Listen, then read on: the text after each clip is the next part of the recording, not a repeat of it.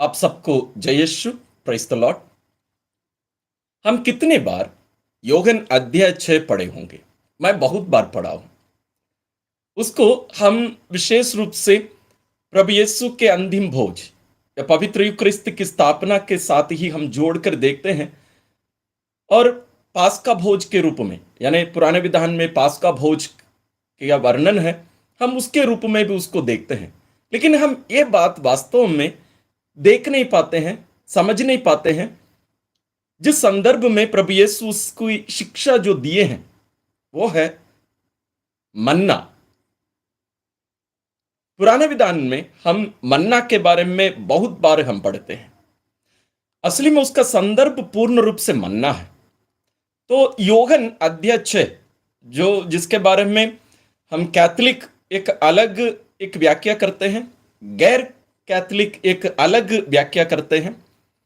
हम इस अध्याय को यहूदी दृष्टिकोण से, यानी एक यहूदी यानी प्रारंभिक कलीसिया या प्रभु यीशु के शिष्य सभी लोग यहूदी थे। तो उस यहूदी उन यहूदी लोगों की दृष्टिकोण से हम इस अध्याय 6 को, साथ ही उनका जो धर्म ग्रंथ है, यहूदियों का धर्म ग्रंथ पुराना विधान है, उसकी दृष्टिकोण से इस अध्याय को हम लोग देखेंगे। तो इस अध्याय को अब इसका जो अध्ययन है, इसका जो बाइबल स्टडी है, इसको मैं दो खंड में, दो भाग में कर रहा हूं। क्योंकि इतना ज्यादा हो गया इसलिए देरी भी हो गया। मैं कोशिश कर रहा था दोनों के एक साथ मैं कर पाऊं, संभव नहीं हो पाया, इसलिए देरी भी हुआ। तो आज हम उसका पहला भाग और कल हम उसका दूसरा भाग देखेंगे। तो आइए हम लोग शुरू करते हैं। जैसे पवित्र बाइबल के अध्ययन में, बाइबल स्टडी में कुछ नियमों को हम लोगों को ध्यान में रखना जरूरी है। सबसे पहला है, जैसे संत अगस्तीन ने कहा है, नया विधान पुराने विधान में छुपा हुआ है, पुराना विधान नए विधान में प्रकट होता है। समझिए, यानी नया विधान पुराने विधान में छुपा हुआ है और पुराना विधान नए विधान में प्रकट होता है।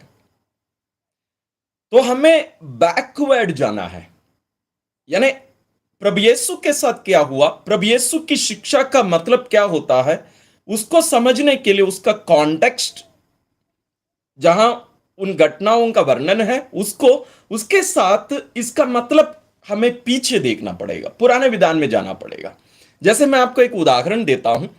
यम्माउस की यात्रा में, यम्माउस जाते समय जो दो शिष्य यात्रा कर रहे थे, जिसका वर्णन संत लूकस अपना सुसमाचार अध्याय 24 में किए हैं, उसमें हम लोग देखते हैं वे दोनों शिष्य चर्चा करते जाते हैं। तो प्रभु यीशु उनके साथ हो लेते हैं।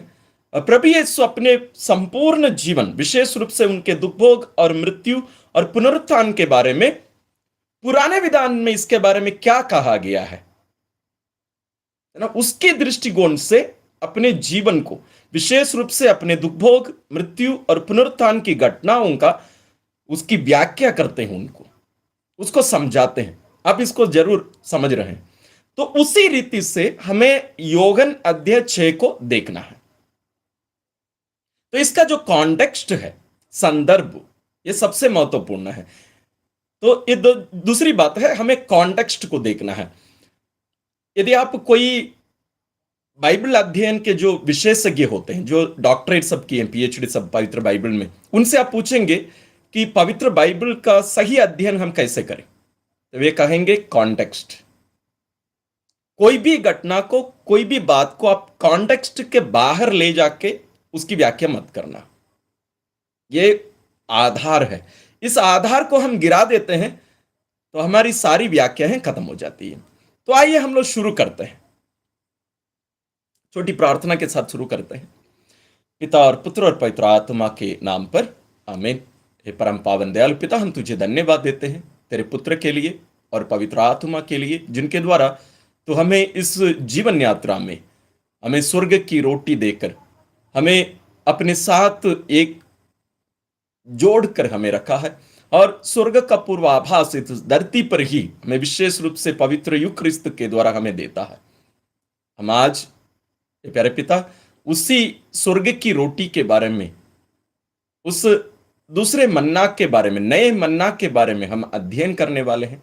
हमें अपने आत्मा को प्रदान कर, ये पवित्र आत्मा हमारे मन, दिल, हृदय को आलोकित कर, ज्योतिर्मय बना, ताकि हम तेरे वचनों को, जैसे तू जिस उद्देश्य से सुसमाचार या पवित्र यीशु हमसे बातें करने की कृपा कर। हमारी प्यारी मां मरियम, हमें तेरे समान ईश्वर के वचन को अपने दिल में संजोए रखने, उस पर मनन करने और उसके अनुसार जीवन जीने की कृपा हमें ईश्वर से दिला। सभी संतों स्वर्गदूतों हमारे लिए प्रार्थना करिए। हम ये कृपा मांगते हैं अपने प्रभु क्रिस्त के द्वारा, आमीन। जैसे मैं बता रहा था, नया विधान पुराने विधान में छुपा हुआ है, पुराना विधान नए विधान में प्रकट होता है।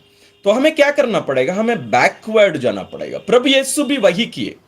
माने नए विधान को यदि हमें वास्तव में उसको समझना है तो हमें बैकवर्ड जाना है। मतलब पुराने विधान में इसके बारे में क्या कहा गया, वो हम लोगों को देखना बहुत जरूरी है।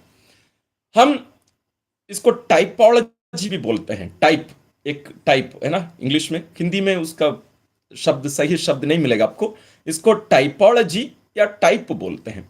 जैसे मैं आपको बताता हूं, नए विधान में जैसे प्रभु यीशु हैं, मां मरियम है, इन सबके बारे में, इन दोनों का और भी विशेष कुछ घटनाओं का पूर्वाभास आपको मिलता है, एक टाइप। जैसे उदाहरण के लिए आदम प्रभु यीशु के एक टाइप है, एक पूर्वाभास है। हाबिल एक पूर्वाभास है। मेल्किसदेक, अब्राहम, अब्राहम का पुत्र इसहाक, यहां तक याकूब, और हम आते हैं, बीच वालों को छोड़ देते हैं, मूसा। प्रभु यीशु को दूसरा मूसा या नया मूसा भी कहा जाता है। और हम देख सकते हैं राजा दाऊद के रूप में भी पूर्वाभास, राजा सुलेमान, और भी बहुत सारे लोगों में हम प्रभु यीशु की एक छाया, एक परछाया को हम लोग देख सकते हैं। इसलिए उनको टाइप कहा जाता है। यानी उनकी जिंदगी को, उनके जीवन का अध्ययन यदि हम करें तो हम भविष्य में किस प्रकार एक व्यक्ति आकर ईश्वरीय योजना को इस दुनिया में स्थापित करके मुक्ति दिलाएगा, उसके बारे में हम लोग पुराने विधान में इन लोगों के द्वारा हम अध्ययन करके प्रभु यीशु को हम देख सकते हैं, है ना। तो हम देख रहे हैं मन्ना के बारे में, है ना। ये जो अध्याय 6 है, योगन अध्याय 6 है, ये मन्ना के बारे में शिक्षा है। तो ये मन्ना कहां हमें मिलता है? पुराने विधान में, जैसे मैंने कहा, एक टाइपोलॉजी। हमें पुराने विधान में मिस्र, निर्गमन, मरुस्थल, वहां जो मन्ना खिलाया गया, उसके साथ जो मांस भी, सुबह मन्ना, शाम को मांस, और इसके समान और भी बहुत सारी बातों को हम उस मुक्ति इतिहास में, पुराने विधान के उस मुक्ति इतिहास में, सैल्वेशन हिस्ट्री में हम लोग देख सकते हैं, है ना। जैसे एक छोटा सा एक उदाहरण मैं आपको देता हूं, शायद आप लोग, मुझे पता नहीं आप सारी बातों को समझ पा रहे हैं कि नहीं है। जैसे हम लोग लेते हैं विधि विवरण ग्रंथ अध्याय 18 पद संख्या 15।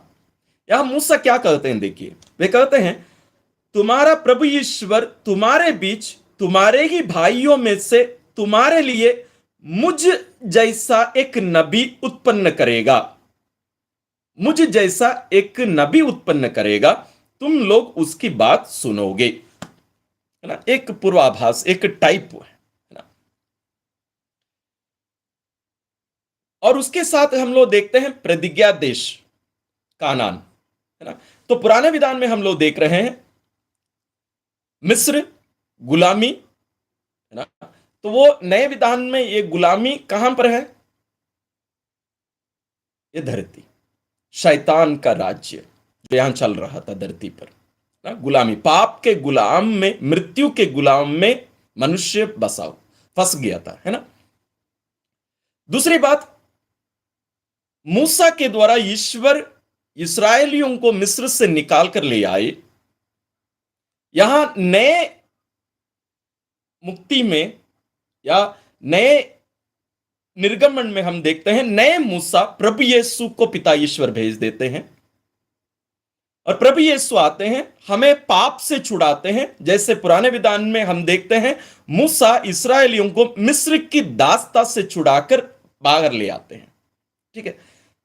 तीसरी बात, 40 वर्ष यात्रा करते हैं मरुभूमि में, और वहां ईश्वर उन्हें मन्ना खिलाते हैं। हम यहां देख रहे हैं प्रभु यीशु हमें इस धरती पर एक यात्रा करा रहे हैं।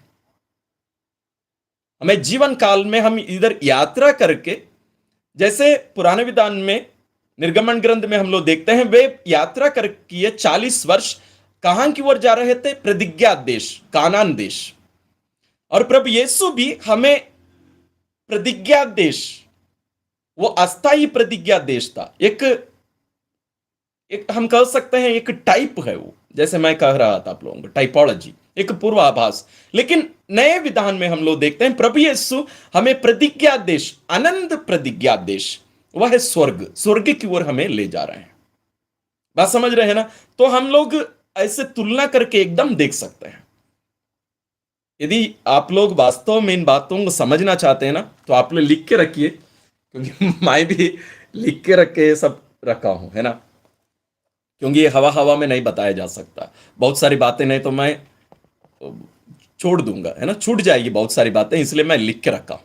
वे वहां 40 वर्षों तक यात्रा किए थे मरुभूमि में। इसके बारे में हम लोग पढ़ते हैं गणना ग्रंथ अध्याय 32 पद संख्या 13। नोट करके रखना चाहते हैं, नोट करके रखिए, क्योंकि ये सब गहरे अध्ययन के लिए, मनन चिंतन के लिए बहुत महत्वपूर्ण बातें हैं। ठीक है। उसके बाद हम देखते हैं ईश्वर इस्राएलियों को मन्ना खिलाते हैं ना, मन्ना खिलाते हैं।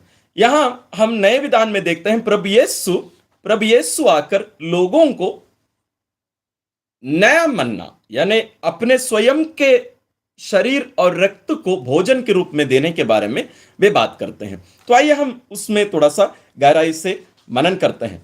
हम लोग सामान्य रूप से, व्यक्तिगत रूप से, जैसे मैं इसलिए कह रहा हूं सामान्य रूप से, क्योंकि मैं भी ऐसे ही अध्ययन करता था इस अध्याय 6 का, योहन अध्याय 6 का। जैसे हम लोग कहां से शुरू करते हैं? 34 से शुरू करके हम लोग 71 तक ले जाते हैं, है ना? उसके पहले की जो भी बातें हम लोग वो सबको छोड़ देते हैं। ये मेरे साथ भी ऐसे हुआ है, मैं ऐसे ही किया करता था। लेकिन यदि हम वैसे करते हैं इसका अध्ययन, हम उसकी जो नींव है उसको छोड़कर हम लोग ऊपर जा रहे हैं। पेड़ के जड़ को हम छोड़कर पेड़ को काट के नीचे डाल के उन डालियों का हम लोग एक प्रकार से उसका मूल्यांकन कर रहे हैं, सीखने की कोशिश कर रहे हैं, शोध करने की कोशिश कर रहे हैं। तो इसलिए अध्याय 6 पूरा हम लोगों को पढ़ना जरूरी है। योहन अध्याय 6 पूरा पढ़ना है। अध्याय 6 में क्या होता है? शुरू होता है, आप लोगों के पास जरूर पवित्र बाइबल होगा, पवित्र बाइबल खोलिए, योहन अध्याय 6 खोल के रखिएगा। अध्याय 6 में हम लोग देखते हैं शुरू कहां से होता है? शुरू होता है रोटियों का चमत्कार। प्रभु यीशु इस्राएलियों को रोटी खिलाते हैं, यह भी एक प्रकार से मरुभूमि में, है ना, मरुभूमि में। अभी थोड़ी देर पहले मैं आप लोगों को बताया, जैसे मूसा इस्राएलियों को, या ईश्वर मूसा के द्वारा इस्राएलियों को मन्ना खिलाए। कहां पर? मरुभूमि में, निर्जन स्थान में। यहां प्रभु यीशु भी वैसे ही मन्ना खिला रहे हैं या रोटी खिला रहे हैं, है ना। इसके द्वारा हम लोग जैसे पढ़ते हैं, जैसे ये इसका अध्ययन करने के पहले मैं इस बात को नजरअंदाज करते आया हूं। क्या मतलब है? हम इसको सोचते हैं रोटियों का चमत्कार हुआ, इसमें क्या है? नहीं, क्योंकि यहूदियों को ईश्वर यह प्रतिज्ञा दिए थे कि ये जो नया मूसा है, जो मुक्तिदाता है, मसीह है, वो आएगा, वो तुम्हें रोटी खिलाएगा। मन्ना जैसे ईश्वर मरुभूमि में 40 वर्षों तक इस्राएलियों को खिलाए, उसी प्रकार नया मूसा नए निर्गमन के समय नया मन्ना खिलाएगा। यह मन्ना क्या होता है, हम लोग थोड़ा सा अध्ययन गहराई से उसको करेंगे, है ना। तो ये बहुत महत्वपूर्ण एक बात है जिसका हम लोगों को हमेशा हमारे ध्यान में, दिमाग में लिखित रखना जरूरी है अंकित कर दीजिए, लिखित में रखिए। तो यहां प्रभु यीशु रोटी खिला रहे हैं, तो लोगों को यह आभास हो जाता है कि वास्तव में यही मुक्तिदाता है। हम लोगों को फर्क नहीं पड़ता है, लेकिन यहूदी इस्राएली तुरंत पकड़ लिए यही हमारे मुक्तिदाता है। बाइबल में कहीं लिखा हुआ है क्या? जरूर लिखा हुआ है। हम आते हैं యోహన్ अध्याय 6 पद संख्या 14। अध्याय 6 पद संख्या, पहले 15 को पढ़ लेते हैं, फिर 14 को पढ़ते हैं ना। ईसा समझ गए कि वे आकर मुझे राजा बनाने के लिए पकड़ ले जाएंगे, इसलिए वे फिर अकेले ही पहाड़ी पर चले गए। मैं बहुत बार इसको पढ़ा हूं, लेकिन इसका जो अर्थ है मैं भी कभी समझा नहीं जब तक मैं इसका अध्ययन नहीं किया। लेकिन उसका मतलब क्या है? क्योंकि मसीह जब आएगा वो रोटी खिलाएगा, मन्ना खिलाएगा, नया मन्ना। और प्रभु यीशु वही यहां किए, और लोगों को अभी लगता है कि यही है वो राजा, यही है वो मसीह, यही है वो मुक्तिदाता जो हमें, हमारा जो राजा दाऊद का जो राज्य है उसका पुनर्स्थापित करने वाला, यही है वो मसीह, यही है वो राजा, है ना। अभी हम लोग पीछे जाते हैं, पद संख्या 14 में जाते हैं। लोग ईसा का यह चमत्कार देखकर बोल उठे, निश्चय ही यही वे नबी हैं जो संसार में आने वाले हैं। ये वही नबी है जिसके बारे में थोड़ी देर पहले मैं आप लोगों को पढ़कर सुनाया था, है ना। नबी मूसा जो कहे थे, ईश्वर स्वयं मेरे समान एक नबी तुम्हें प्रदान करेगा। विधि विवरण ग्रंथ अध्याय 18 में हम लोग थोड़ी देर पहले पढ़े हैं।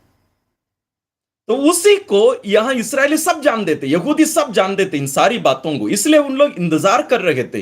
वे देखे कि वो मसीह आएगा, और वो मसीह आया, अभी रोटी खिलाया। अभी उनके इस चमत्कार में उन लोग उस नबी को पहचान लिए। अभी यहूदी चाहते हैं यही हमारा राजा बने, क्योंकि यही है वो मुक्तिदाता। अभी उनको राजा बनाने के लिए कोशिश करते हैं। पद संख्या 15 में हम लोग पढ़ते हैं, लेकिन प्रभु यीशु वहां से खिसक जाते हैं, है ना। बात समझ रहे हैं आप, है ना। तो यहूदी प्रभु यीशु में उस नए मूसा को देखने लगे, नए मूसा को देखने लगे। इसके बाद क्या होता है? एक बहुत बड़ा चमत्कार होता है।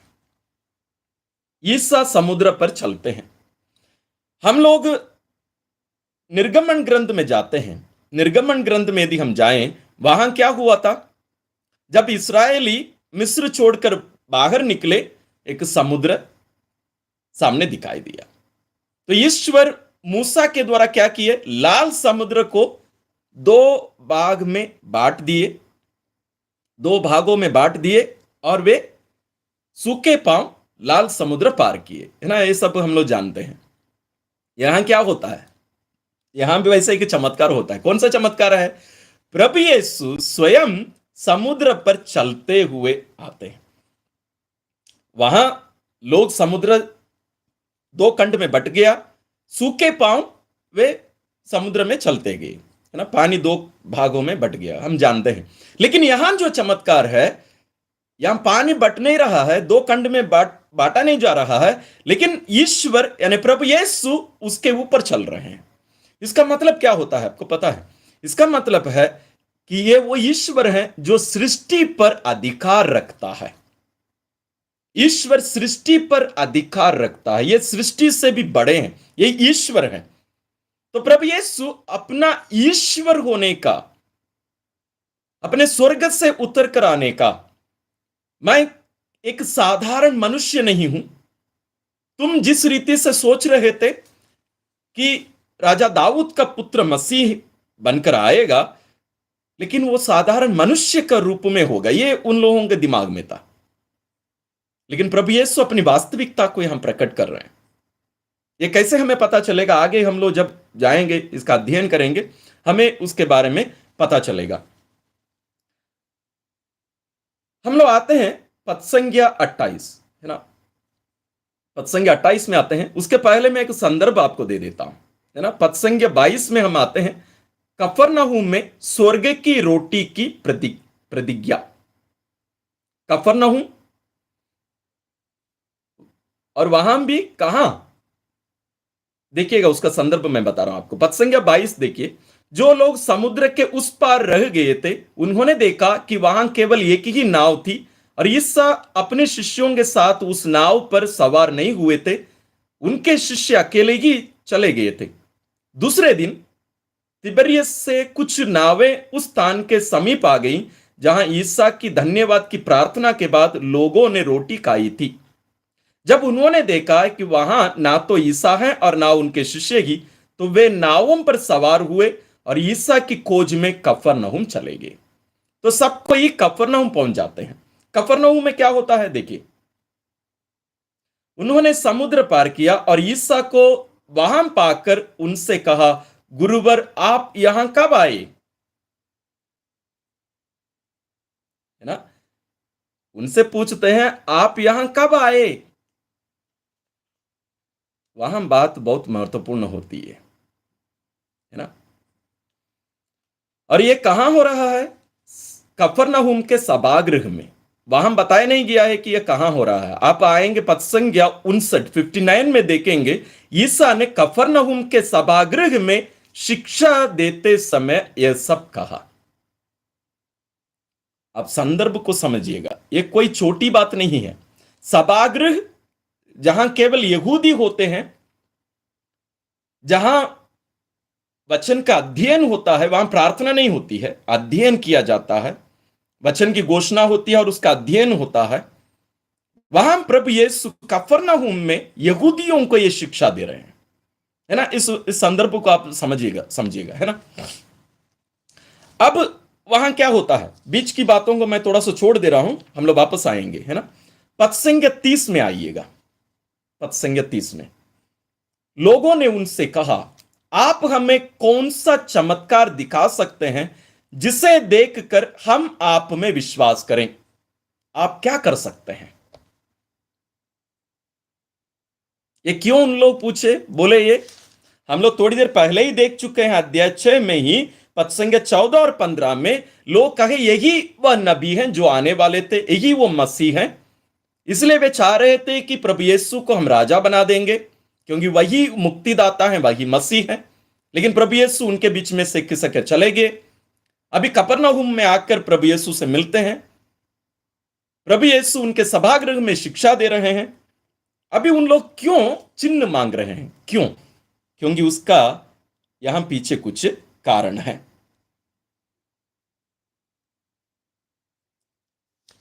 प्रभु यीशु क्या कहते हैं देखिए, लोगों ने उनसे कहा, ईश्वर की इच्छा पूरी करने के लिए हमें क्या करना चाहिए? हम सब ईश्वर की इच्छा पूरी करना चाहते हैं, उसके लिए हम क्या करें?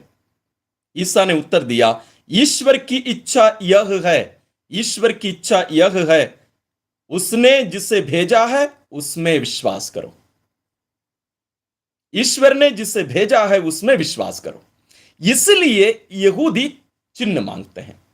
इसलिए उन लोग बोलते हैं, यदि आप ही वो मसीह हैं, आप ही वो मुक्तिदाता हैं, आप ही वो नबी हैं, वो राजा हैं जो हमारा उद्धार करने के लिए आए हैं, तो आप हमें क्या कौन सा चमत्कार दिखा सकते हैं? और यहां बहुत महत्वपूर्ण बात है, देखिएगा, है ना। बाइबल आप खोल के रखिए, तब आपको भी इसका अध्ययन करने में एक प्रकार से एक मजा आएगा, है ना, एक विशेष मजा, एक आनंद आपको आएगा। बाइबल खोल के रखिएगा, है ना। पद संख्या 31 में उन लोग स्वयं एक चमत्कार करने के लिए बताते हैं। कौन सा चमत्कार है देखिए, हमारे पुरखों ने मरुभूमि में मन्ना खाया था।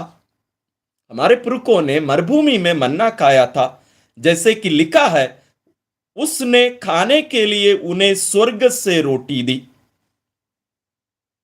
यानी यहूदी स्वयं सभागृह में, कफरनहूम के सभागृह में बैठे हुए यहूदी, जिनको प्रभु यीशु थोड़ा सा शिक्षा दे चुके थे, है ना, उनको एक प्रकार से आईना दिखाए कि तुम लोग मेरे पीछे इसलिए आए हो कि क्योंकि मैं भरपेट तुम लोग रोटी खिलाया, इसलिए नहीं कि तुम लोग चिन्ह देखे। कौन सा चिन्ह? कि मैं नबी हूं, कि मैं ही वही उद्धार करता हूं, वह मसीह हूं।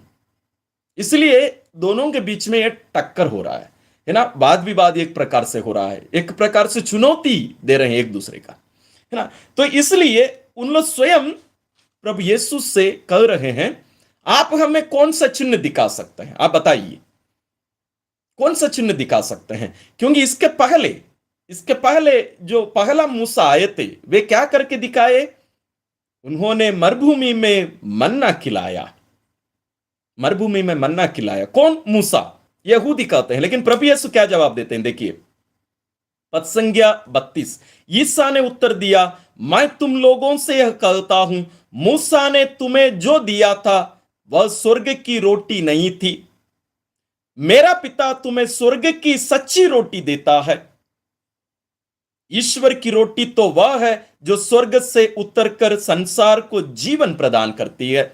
इस वचन में हम लोग बाद में आएंगे, विशेष रूप से कल इस पर हम लोग गहरा अध्ययन करेंगे, है ना। उस चीज को वहां छोड़ते हैं।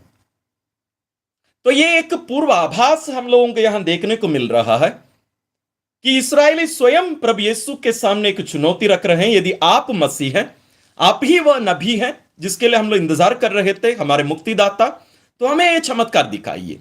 क्योंकि पहला मूसा, जैसे प्रारंभ में मैंने कहा था, टाइपोलॉजी, टाइप्स, पुराने विधान में मूसा प्रभु यीशु के एक टाइप है, एक पूर्वाभास है। राजा दाऊद एक पूर्वाभास है, राजा सुलेमान पूर्वाभास है, और भी बहुत सारे लोगों का नाम हम लोग ले सकते हैं। इसलिए उन लोग स्वयं एक पूर्वाभास प्रभु यीशु के सामने रखते हैं। मूसा मूसा लोगों को रोटी खिलाए थे। हमारे पूर्वज मरुभूमि में रोटी खाई। आप हमारे लिए कौन सा चमत्कार करने वाले हैं? हम आते हैं पद संज्ञा 34 में हम लोग आते हैं।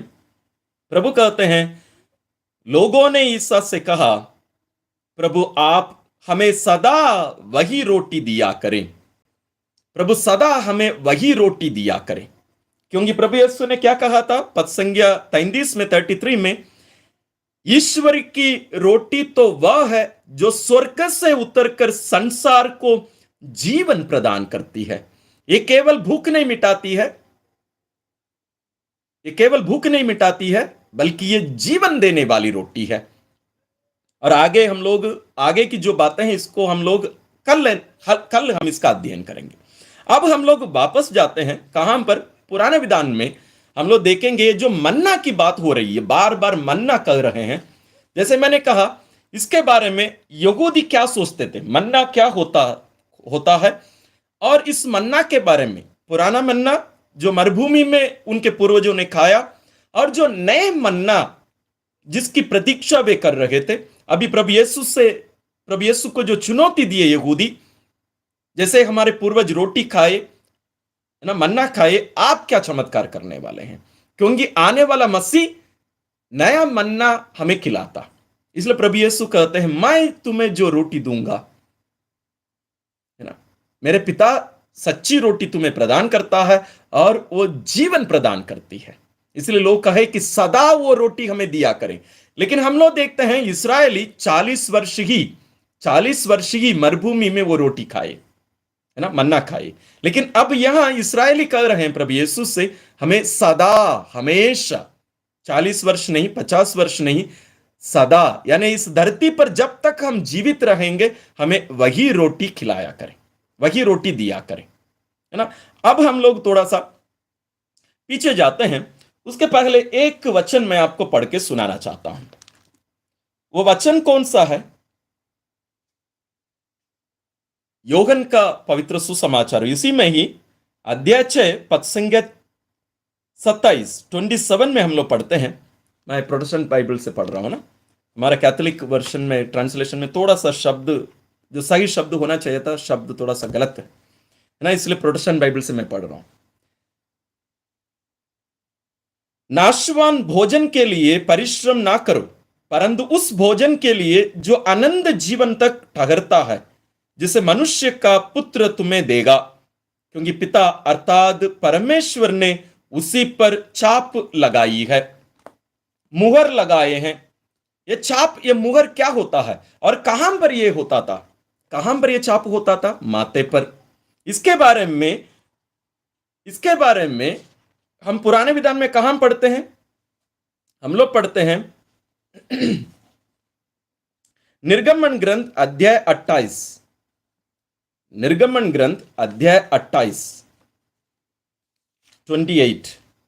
पद संख्या 36 से 38, 36 to 38 मैं पढ़ रहा हूं। शुद्ध सोने का एक पुष्प बनवाओ और मुहर में अंकित अक्षरों की तरह उस पर यह अंकित करवाओ, प्रभु को अर्पित। ये किसके लिए ये बनवाया जा रहा है? ये पगड़ी एक प्रकार से मुकुट के समान, ये प्रधान याजक के मुकुट है ना। हारून के लिए ये बनाने के लिए ईश्वर मूसा को आदेश दिए। उस मुकुट में क्या लिखा हुआ होना चाहिए? अंकित होना है, लिखा हुआ होना है, प्रभु को अर्पित। आगे क्या लिखते हैं देखिए, तुम उससे नीली डोरी से सामने की ओर पगड़ी में बांधो। हारून उसे अपने मस्तक पर धारण करेगा और इससे वह इस्राएलियों के द्वारा अर्पित पवित्र चढ़ावों में जो दोष होंगे उन्हें दूर करेगा। वह उस पुष्प को सदा अपने मस्तक पर धारण करेगा जिससे चढ़ावे प्रभु को ग्राह्य हो। तो ये वो पुरोहित हैं, यानी यहां प्रभु यीशु अपने आप को पुरोहित के रूप में भी, यानी हारून के रूप में भी प्रकट करते हैं, प्रस्तुत करते हैं। वे केवल मूसा के रूप में नहीं, अपने आप को हारून के रूप में, क्योंकि प्रभु यीशु हैं वास्तविक पुरोहित, वो महापुरोहित अपने माथे पर जो मुकुट धारण करता है उसमें ईश्वर को अर्पित या अंकित होना है, ये मुहर। उसी के बारे में हम लोग अभी योहन अध्याय 6 में हम लोग पढ़े, उसका पूर्वाभास या भविष्यवाणी यहां होती है ना। वो है प्रभु यीशु, वो वास्तविक पुरोहित। तो केवल मूसा का एक प्रतिछाया या उसकी पूर्णता नहीं है, बल्कि हारून भी है। तो ये जो रोटी खिलाएंगे वो साधारण रोटी नहीं होगी, है ना। तो बलि का पुरोहित है, तो बलि, क्योंकि हारून बलि चढ़ाने के लिए पुरोहित है, बलि चढ़ाने के लिए थे। तो प्रभु यीशु भी यहां अपने आप को पुरोहित के रूप में प्रस्तुत करते हैं। इस बात को हमेशा ध्यान में रखिएगा। छोटी छोटी बातें लेकिन बहुत महत्वपूर्ण है। यदि इस पर ध्यान नहीं देंगे हम लोग बहुत महत्वपूर्ण बातों को हम लोग खो देंगे, है ना। इस पर ध्यान रखिएगा। अभी हम लोग आते हैं, ये जो मन्ना है, मन्ना के बारे में यहूदियों की शिक्षा, उनका विश्वास क्या था?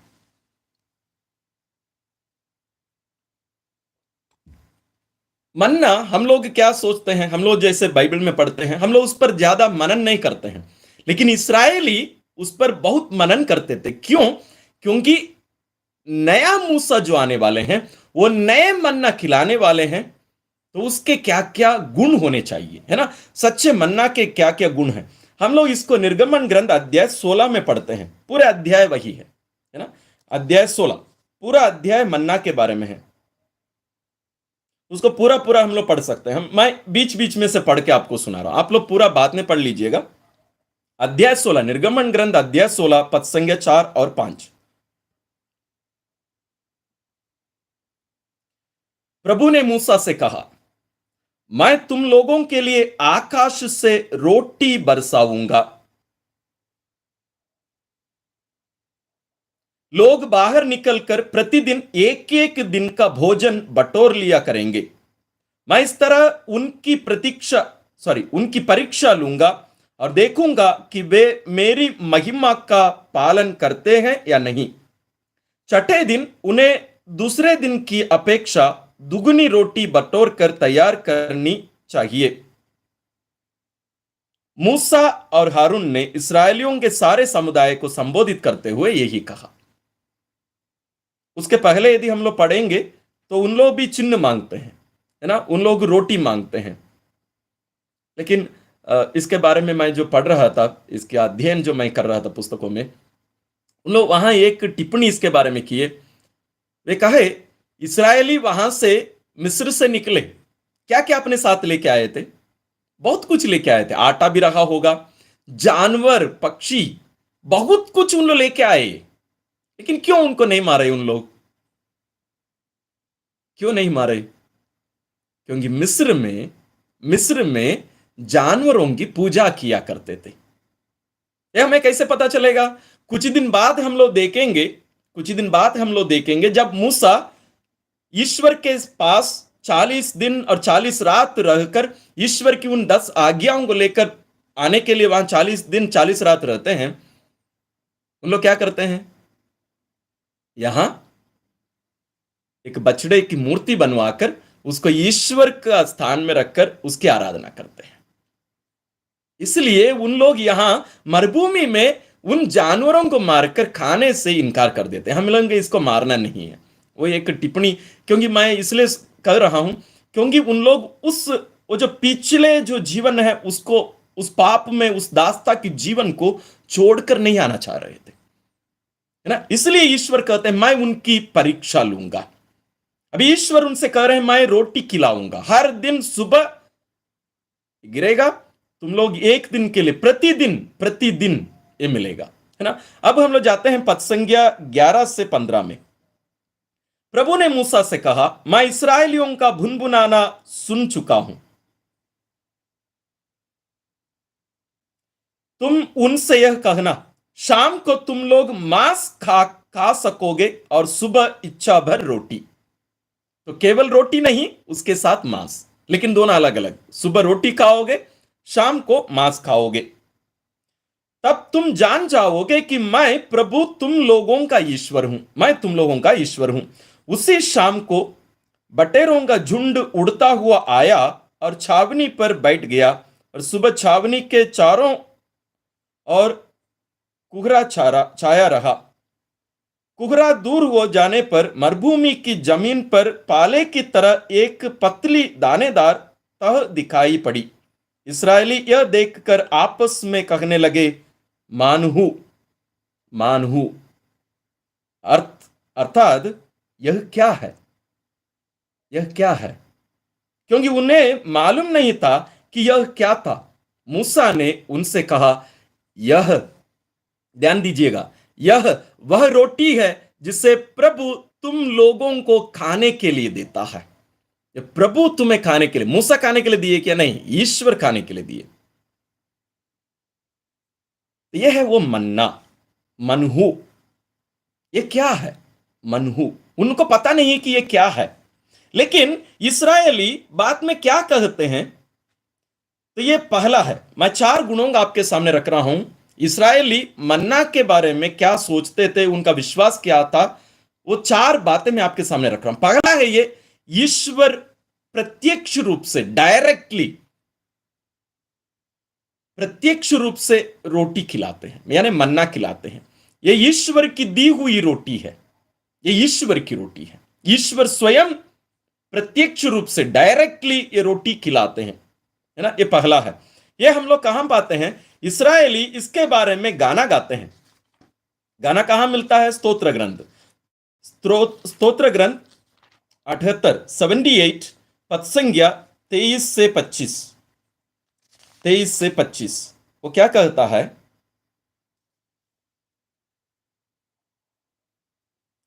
प्रभु ने आकाश के बादलों को आदेश दिया, उसने आकाश के द्वार खोल दिए, उसने उनके भोजन के लिए मन्ना बरसाया और उन्हें स्वर्ग की रोटी दी।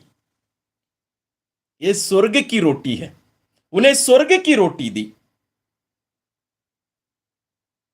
हर एक ने स्वर्गदूतों की रोटी खाई, प्रभु ने उन्हें भरपूर भोजन दिया। ये स्वर्ग की रोटी केवल नहीं है, ये स्वर्गदूतों की रोटी है, मन्ना। कौन सा मन्ना? पुराना मन्ना। जो मन्ना यहूदियों को ईश्वर खिलाए, वो ईश्वर स्वयं खिलाए, वो प्रत्यक्ष रूप से खिलाए, और वचन कहता है वो स्वर्ग की रोटी है, वो स्वर्गदूतों की रोटी है, वो मनुष्यों की रोटी नहीं, वो स्वर्गदूतों की रोटी है। इसी को हम प्रज्ञा ग्रंथ में भी हम लोग यही पढ़ते हैं। प्रज्ञा ग्रंथ अध्याय 16, प्रज्ञा ग्रंथ अध्याय 16 पद संज्ञा 20 और 21 क्या लिखा है?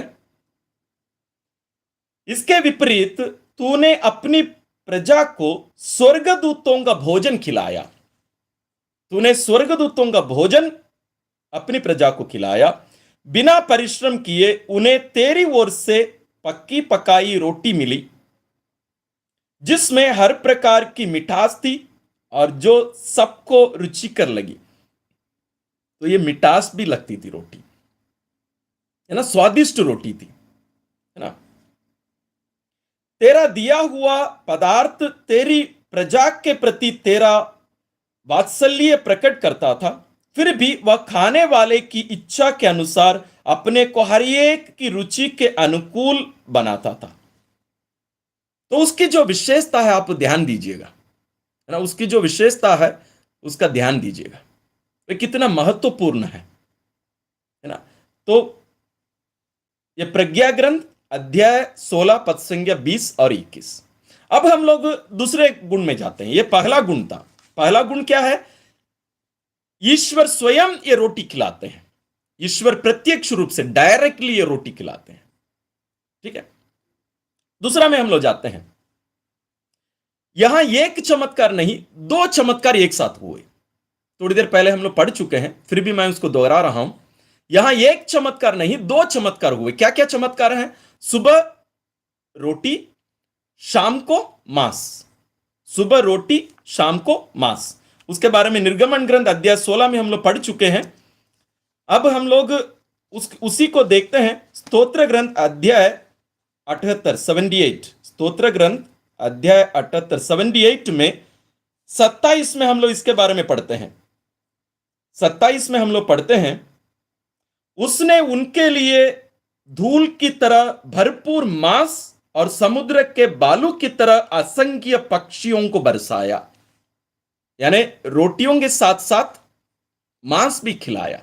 कौन? ईश्वर, है ना। ये दूसरा जो गुण है, उसकी जो विशेषता है। तीसरा है, ये जो रोटी है इसको विधान की मंजूषा में रखना है। तो ये कोई साधारण रोटी नहीं है, ये विशेष रोटी है। इसलिए उसको कहां रखना है? विधान की मंजूषा में रखना है। ये ईश्वर का आदेश था। ईश्वर इस्राएलियों का आदेश दिए, इस रोटी को तुम विधान की मंजूषा में रखोगे। उसको हम लोग कहां पढ़ते हैं? उसको भी हम लोग निर्गमन ग्रंथ अध्याय 16 में हम लोग पढ़ते हैं। पद संख्या 32 से 34, 32 to 34। क्या लिखा है? मूसा ने कहा, प्रभु की आज्ञा यह है कि तुम्हारे वंशजों के लिए उसमें से एक ओमेर सुरक्षित रखा जाए, जिससे वह रोटी देख सकें, ताकि पीढ़ी दर पीढ़ी इस्राएली, बाद में जो इस्राएली आएंगे उन लोग देख सकें कि ईश्वर उनको कौन सी रोटी खिलाए, जिसे मैंने तुम लोगों को निर्जन प्रदेश में खिलाया है, जब मैं तुमको मिस्र देश से निकाल लाया था।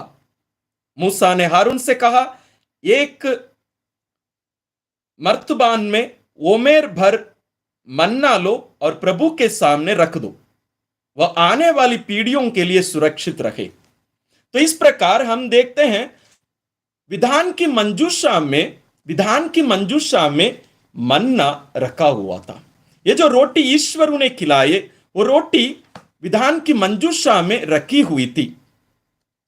उसमें और भी कुछ कुछ रखा हुआ था। तब हम लोग जानेंगे ये क्यों महत्वपूर्ण है ना। अन्यथा उसका जो महत्व है हम लोग उसको समझ नहीं पाएंगे।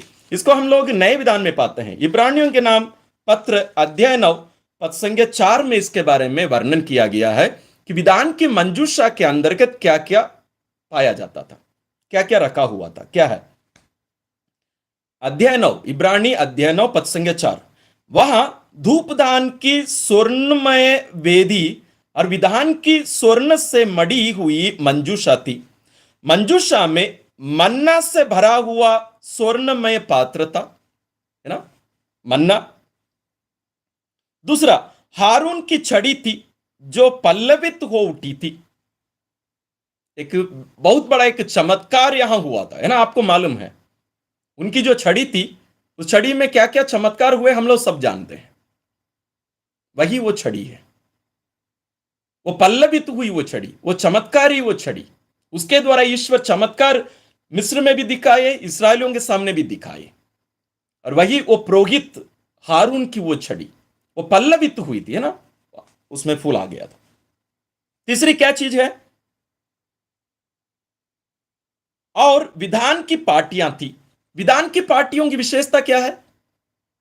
उन पार्टियों में ईश्वर अपने हाथों से 10 आज्ञाओं को अंकित करके लिखकर मूसा को दिए थे। यह बहुत बड़ा एक चमत्कार का एक कार्य था।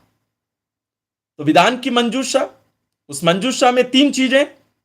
विधान की पार्टियां, जिसमें ईश्वर अपने हाथों से लिखी हुई विधान की पार्टियां। उसके पहले वो छड़ी, हारून की छड़ी, वो भी चमत्कार ईश्वर उसके द्वारा दिखाए थे। तीसरा, और जो हम तीसरा बोल रहे हैं वो सबसे पहला है, मन्ना।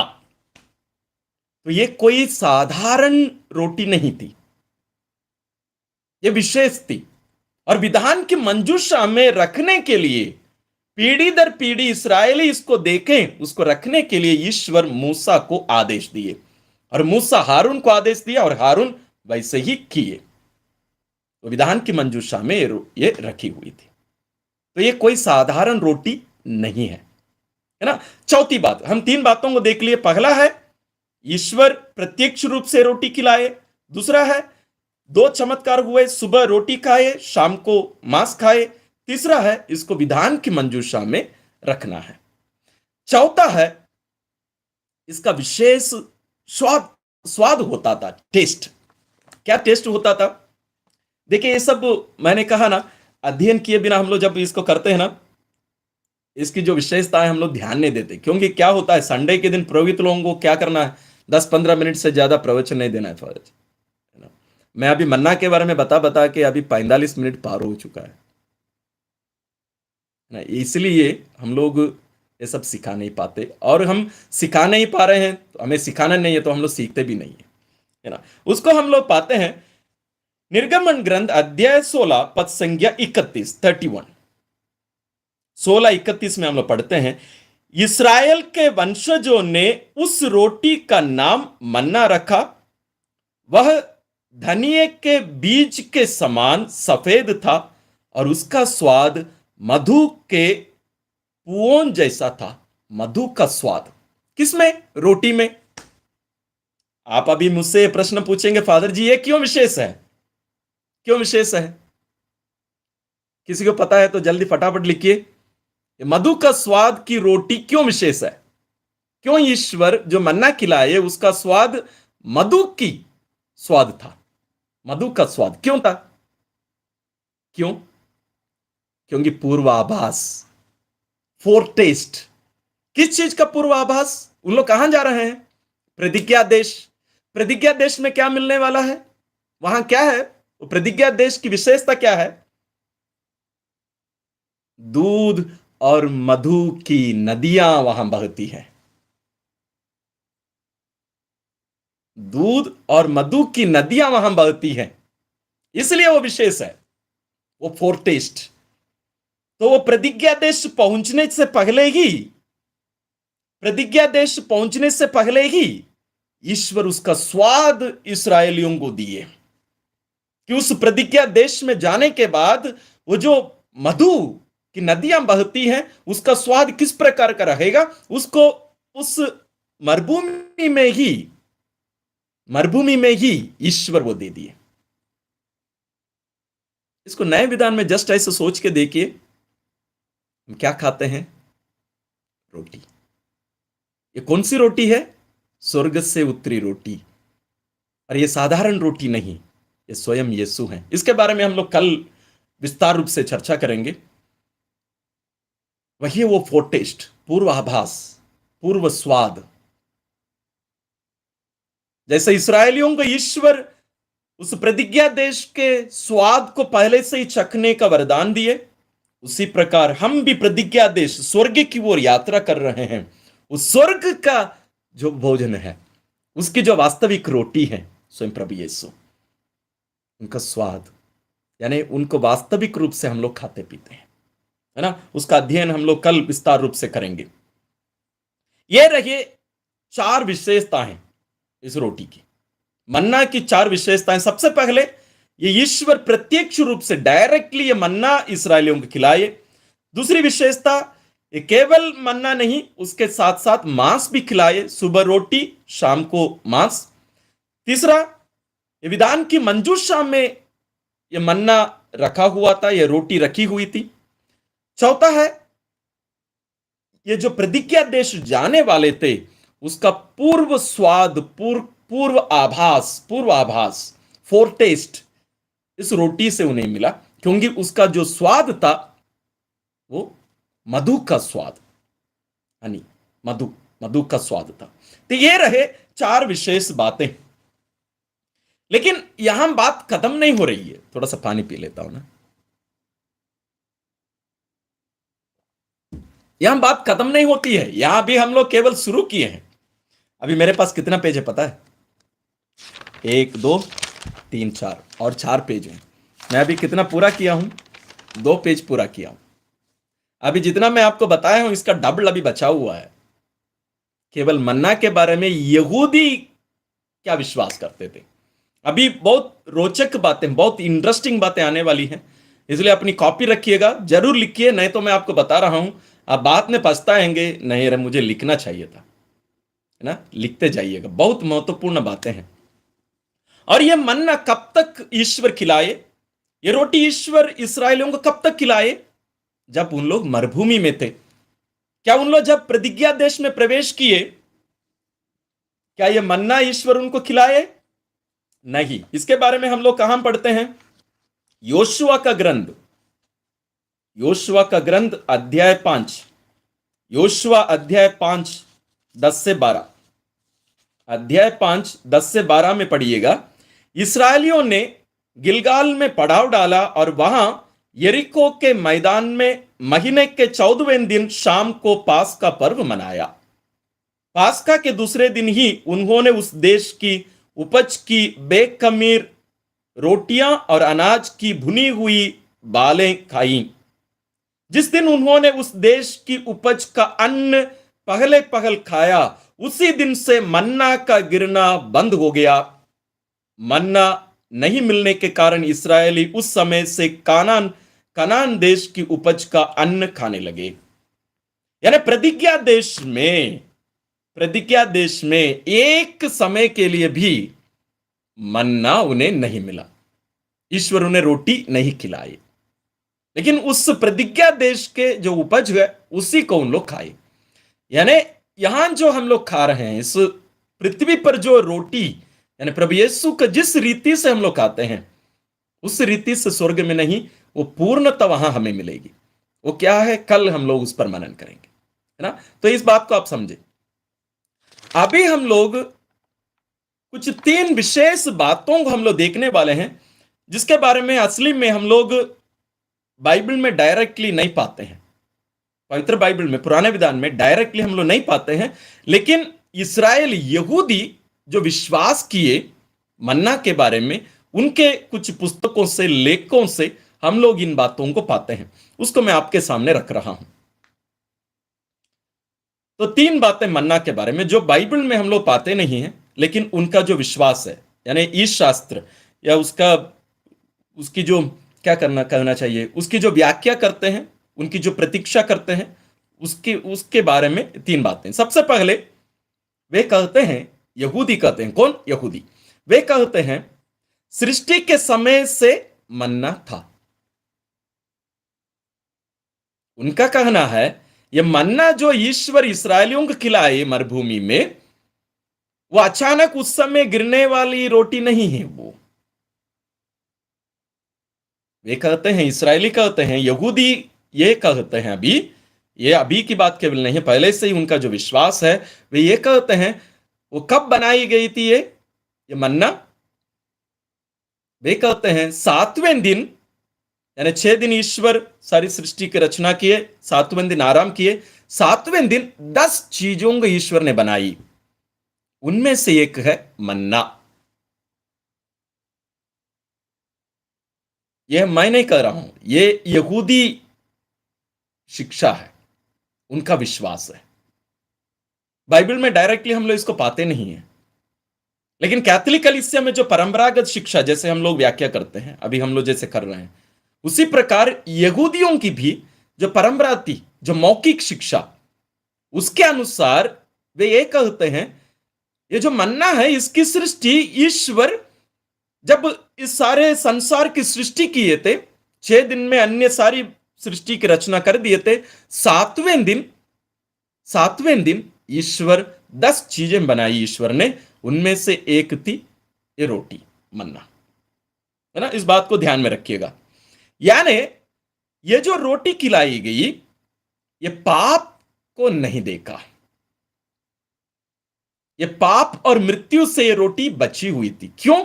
जब पाप किए आदम और हेवा, ईश्वर उनको आदन वाटिका से बाहर निकाल दिए थे। तो इसका मतलब यह है कि उन लोग ये कहते हैं कि ये जो मन्ना है ये पाप को नहीं देखा, ये पाप से ये रोटी बचाई हुई थी।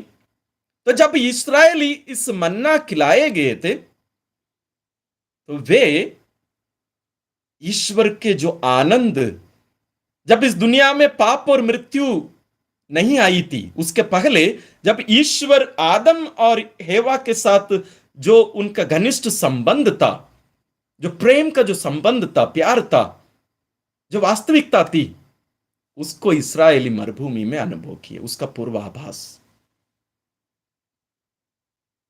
ये छोटी बात है क्या? बहुत महत्वपूर्ण बात है ना। आप गूगल करके देख सकते हैं इसको, ठीक है। दूसरी बात, ये जो मन्ना है ये स्वर्ग में ईश्वर के मंदिर में मन्ना, ये जो रोटी है, पाई जाती है। पहले हमने देखा कि ईश्वर 7वें दिन मन्ना की सृष्टि किए। और दूसरी जो बात है, यहूद ये कहते हैं वो कब बनाया गया था, हम देखे सृष्टि के समय। ये कहां रखा हुआ है अभी? ये स्वर्ग में ईश्वर के मंदिर में। मन्ना ईश्वर के स्वर्ग में जो मंदिर है, उस मंदिर में ये मन्ना, ये रोटी रखी हुई है। इसको हम लोग उन लोग इसको बताते हैं, जैसे हम थोड़ी देर पहले भी देखे, स्तोत्र ग्रंथ अध्याय 78 में 23 और 24 में हम लोग इस प्रकार पढ़ते हैं, प्रभु ने आकाश के बादलों को आदेश दिया, उसने आकाश के द्वार खोल दिए, है ना। हम लोग क्या देखते हैं? आकाश से गिर रहा है, लेकिन यहां स्तोत्र ग्रंथ में हम लोग क्या पढ़ते हैं? ईश्वर ने आदेश दिया तो आकाश खुल गया, है ना। प्रभु ने आकाश के बादलों को आदेश दिया, उसने आकाश के द्वार खोल दिए, उसने उनके भोजन के लिए मन्ना बरसाया और उन्हें स्वर्ग की रोटी दी। इसलिए यहूदी कहते हैं यह स्वर्ग की रोटी है। स्वर्ग से इस्राएलियों को यह रोटी खिलाने के लिए ईश्वर आकाश को आदेश दिए और आकाश अपना द्वार खोल दिया, और ईश्वर ने स्वर्ग की यह रोटी अपनी प्रजा को, इस्राएलियों को ईश्वर ने खिलाई। इसलिए जैसे हम थोड़ी देर पहले देखे, इसलिए ईश्वर मूसा द्वारा इस्राएलियों को आदेश दिए थे इस मन्ना को मंदिर में रखना है। वो मंदिर का जो पूर्व है मंजूषा। तो इसलिए हम थोड़ी देर पहले देखे, मंजूषा में ईश्वर ये रोटी रखने के लिए, मन्ना रखने का जो आदेश दिए, उसका कारण यही था, क्योंकि स्वर्ग में यह मन्ना रखी हुई है। रोटी स्वर्ग की रोटी है, ये स्वर्ग की रोटी है ना। तीसरी बात है, जैसे हम थोड़ी देर पहले देखे, 40 वर्षों तक मरुभूमि में ईश्वर मन्ना खिलाया, लेकिन जैसे ही यहूदी प्रतिज्ञा देश पहुंचे, मन्ना का गिरना रुक गया। लेकिन इस्राएली कहते हैं यह जो मन्ना है अभी भी स्वर्ग में है, स्वर्ग में यह खत्म नहीं हुई है, यह रोटी।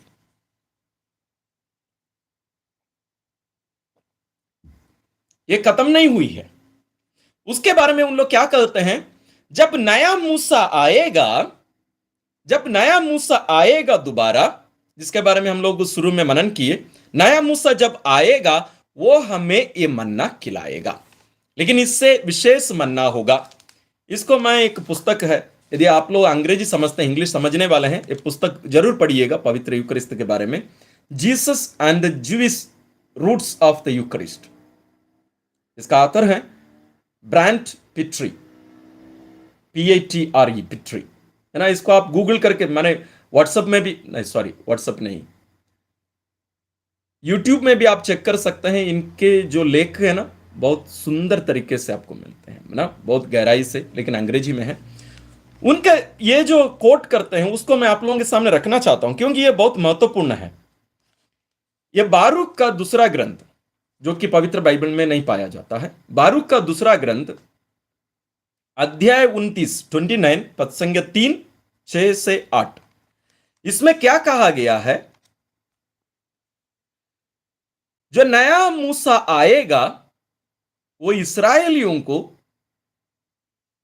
वो विशेष मन्ना खिलाएगा। वो किस प्रकार का है, इसको पढ़ने से हम लोगों को समझ में आएगा। अंग्रेजी में है, माफ करिएगा, लेकिन आप लोग ध्यान से सुनिए, मैं इसकी व्याख्या आपको करूंगा।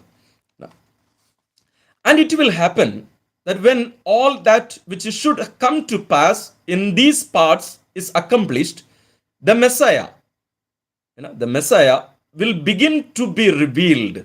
जब ये सारी बातें हो चुकी रहेंगी, ये सब कार्य जब हो चुके रहेंगे, मसीहा प्रकट किया जाएगा, मसीह या मसीहा प्रकट किया जाएगा।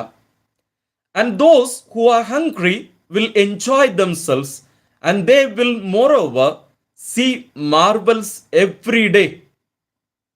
इसका लेखक कहता है, and those who are hungry, है ना, जो कोई भूखे रहेंगे, विल एंजॉय देमसेल्व्स, वे आनंद उठाएंगे, लुत्फ उठाएंगे। And they will moreover see marvels every day, इसके साथ साथ वे हर दिन विशेष चमत्कार, ईश्वरीय कार्यों को देखेंगे। आगे, and it will happen at that time that the treasury of Manna will come down again from on high, and they will eat of it in those years, because these are they who will have arrived at the consummation of time। लेके क्या कर रहे हैं देखिए, and it will happen at that time that the treasury of manna, ये कौन सा है, माने उसका जो मन्ना का जो भंडार है कौन सा है, हम लोग अभी अध्ययन करते आ रहे हैं, स्वर्ग, वो खोल दिया जाएगा। मन्ना का जो भंडार है, ट्रेजरी है, वो खोल दिया जाएगा। और manna will come down again from on high, और मन्ना पहले के समान दोबारा स्वर्ग से नीचे उतरकर आएगा। And they will eat of it in those years, because these are they who will have arrived at the consummation of time, क्योंकि ये उस समय तक पहुंच गए हैं जहां वो पूर्णता है, ईश्वर का राज्य पहुंच गया है।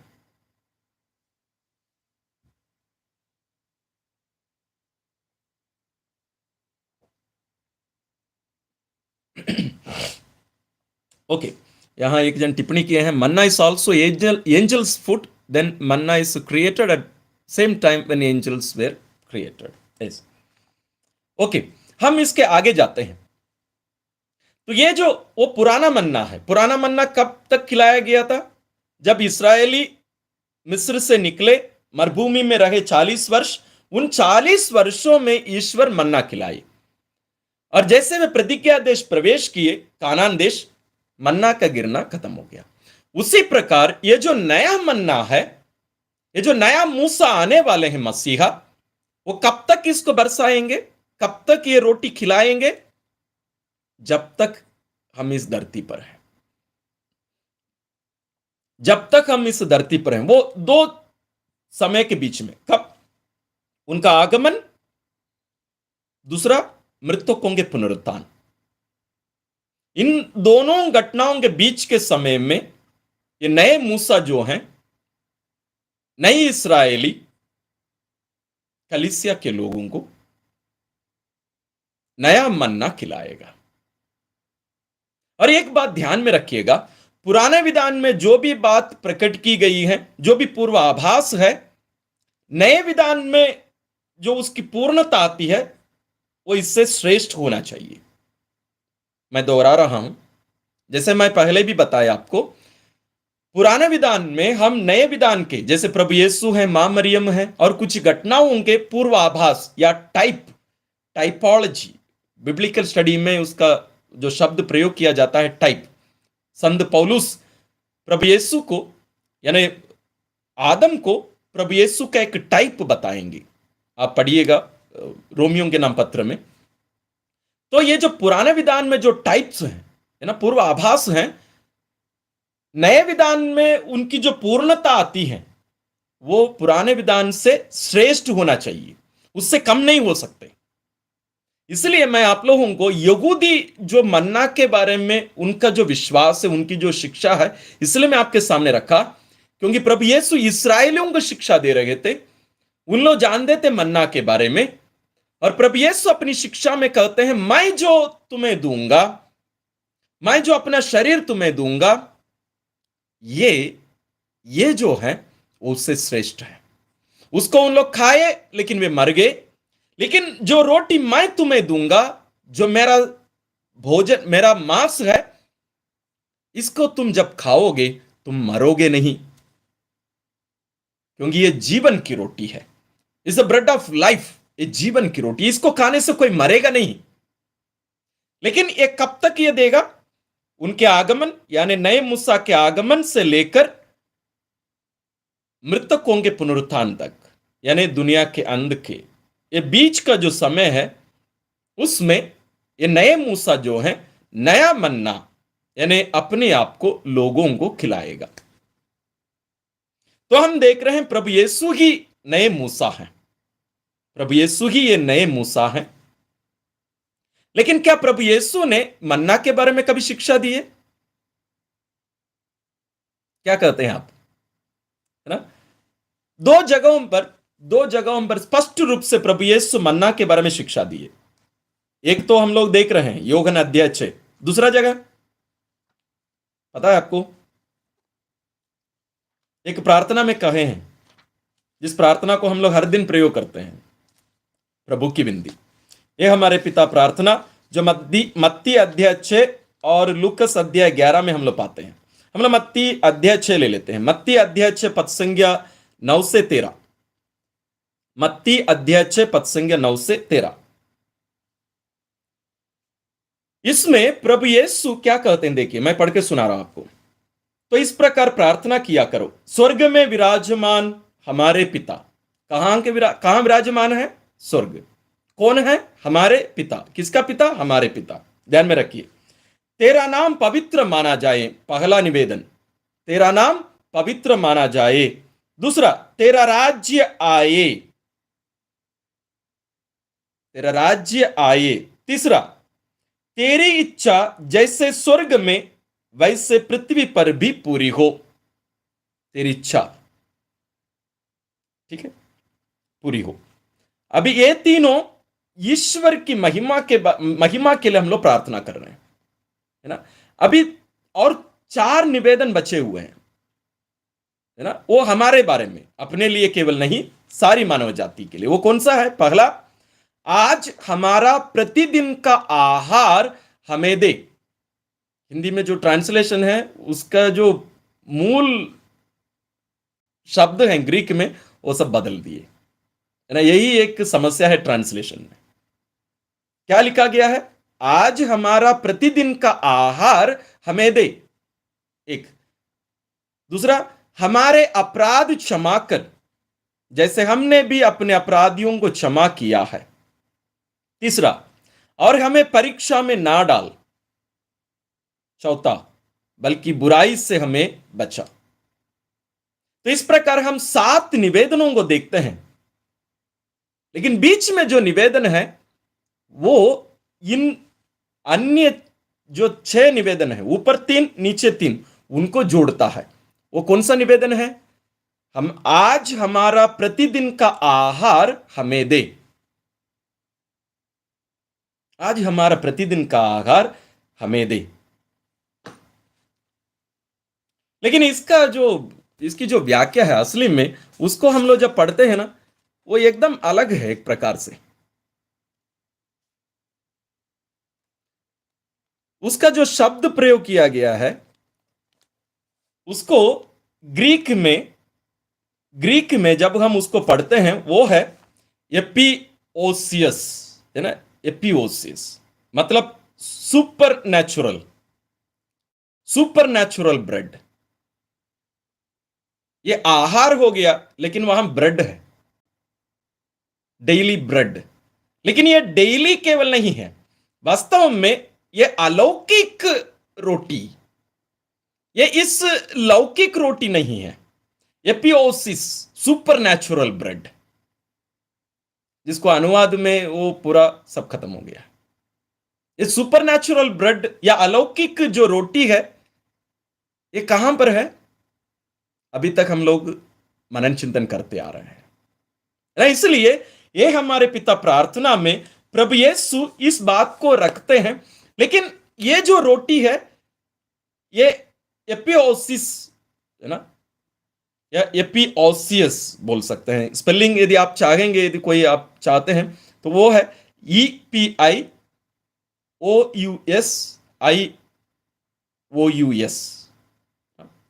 एपिओसियस।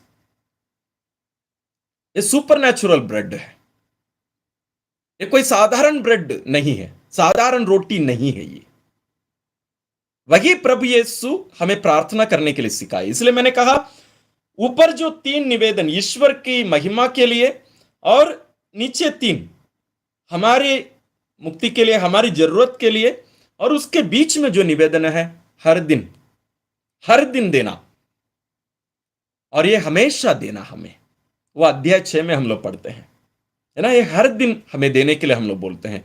इसलिए हम लोग पवित्र मिस्सा बलिदान हर दिन बलिदान होता है। हर दिन ईश्वर हमें वो रोटी खिलाते हैं, हर दिन, केवल रविवार नहीं, हर दिन। जो चाहते हैं उनको हर दिन ये रोटी मिलेगी, ये जीवन की रोटी। और ये रोटी, इस रोटी का आगमन, ये जो रोटी का आगमन है, यह रोटी जब ईश्वर हमें देते हैं, वो किस चीज को प्रकट करता है? ईश्वर के राज्य के आगमन को प्रकट करता है। It reveals the coming of the kingdom of God. जब यह रोटी दी जाएगी, यह स्थापित हो जाएगी कि ईश्वर का राज्य इस धरती पर आ गया है। The kingdom of God has come on this earth. यह ईश्वर के राज्य के आगमन को प्रकट करता है।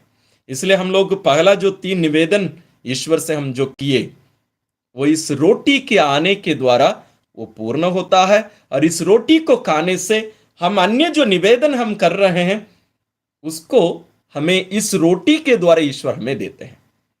आप पवित्र यूकरिस्त के जो फल हैं, उनको आप जब अध्ययन करेंगे, पढ़ेंगे, तो आपको इसका जवाब मिलेगा, है ना।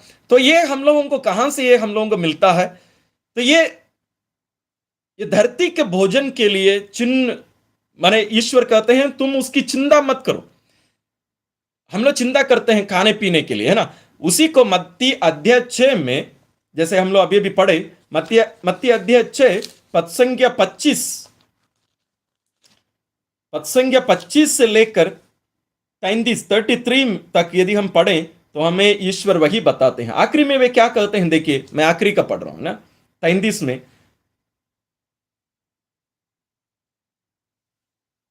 31 से पढ़ रहा हूं ना, 31 से। इसलिए यह कहते हुए चिंता मत करो, हम क्या खाएं, क्या पिए, क्या पहने। इन सब चीजों की खोज में गैर यहूदी लगे रहते हैं। इस दुनियाई चीजों के लिए, इस भोजन के लिए, कपड़ा के लिए, ये जो चिंता है, ये गैर यहूदी किया करते हैं। यानी ईश्वर को जो नहीं जानते हैं, जो ईश्वर की प्रजा नहीं बनाए गए हैं, वे इस प्रकार की चिंता करते हैं। लेकिन तुम्हें क्या करना चाहिए? तुम्हारा स्वर्गिक पिता जानता है, तुम्हारा स्वर्गिक पिता जानता है कि तुम्हें इन सभी चीजों की जरूरत है। तो तुम्हें क्या करना है? तुम सबसे पहले ईश्वर के राज्य और उसकी धार्मिकता की खोज में लगे रहो, और ये सब चीजें तुम्हें यों ही मिल जाएंगी, तुम्हें यों ही मिल जाएगी ये सब चीजें।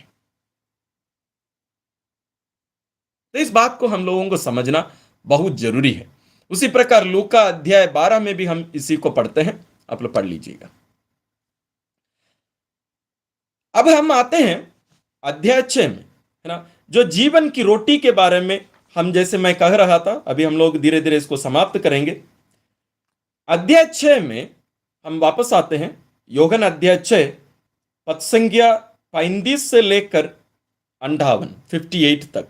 उसके बाद जो हो रहा है उस पर हम लोग चर्चा जरूर करेंगे। इसको एक थोड़ा सा एक बैकग्राउंड में दे दे रहा हूं आपको, ताकि आप लोग कल जब हम लोग मिलकर मनन करेंगे उस समय जरूर आप लोग इन सभी बातों को ध्यान में रखेंगे, तो कल जब हम अध्ययन करेंगे आपको और भी बातें क्लियर हो जाएगी। यहां हम लोग एक विशेष वाक्य को देखते हैं जो हमें कहना चाहिए कि सबसे महत्वपूर्ण एक वाक्य है ना, वो है योहन अध्याय 6 पद संख्या 53 से 55, 53 to 55।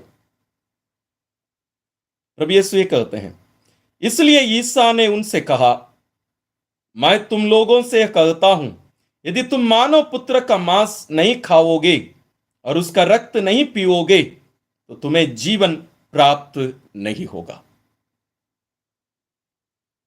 इसलिए प्रभु यीशु पहले ही कह चुके हैं, जो रोटी मैं तुम्हें दूंगा वो जीवन देगी तुम्हें। जो उस रोटी को खाएगा उसे जीवन प्राप्त होगा, जीवन प्राप्त होगा।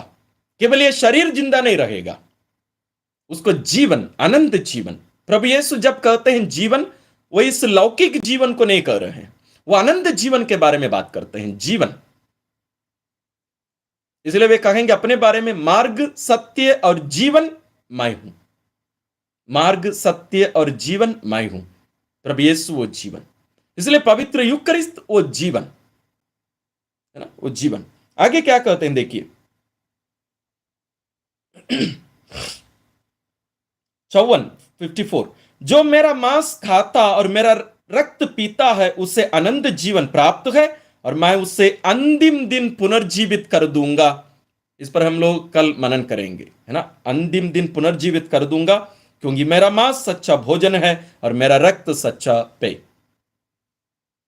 यही है वो नया मन्ना, यही है वो नया मन्ना, द न्यू मन्ना। नया मूसा आकर हमें नया मन्ना खिलाएंगे। इसलिए हम देखते हैं इस्राएली, प्रभु यीशु जब ये चमत्कार किए थे, 5 माने अध्याय 6 में, योहन अध्याय 6 में शुरुआत में, अध्याय 6 प्रारंभ होता है रोटियों के चमत्कार के साथ। वो चमत्कार खत्म होते होते हम लोग देखते हैं वे आते हैं, पद संख्या 14-15 में हम पढ़ते हैं, लोग ईसा का यह चमत्कार देखकर बोल उठे, निश्चय ही यह वे नबी हैं जो संसार में आने वाले हैं। ईसा समझ गए कि वे आकर मुझे राजा बनाने के लिए पकड़ ले जाएंगे, इसलिए वे फिर अकेले ही पहाड़ी पर चले गए, है ना। लोग इस चिन्ह को, इस चमत्कार को देखकर समझ गए कि प्रभु यीशु ही वो नए मूसा हैं। लेकिन प्रभु यीशु कहते हैं वो नहीं थी रोटी। जो रोटी मैं तुम्हें देने के बारे में कह रहा हूं वो मेरा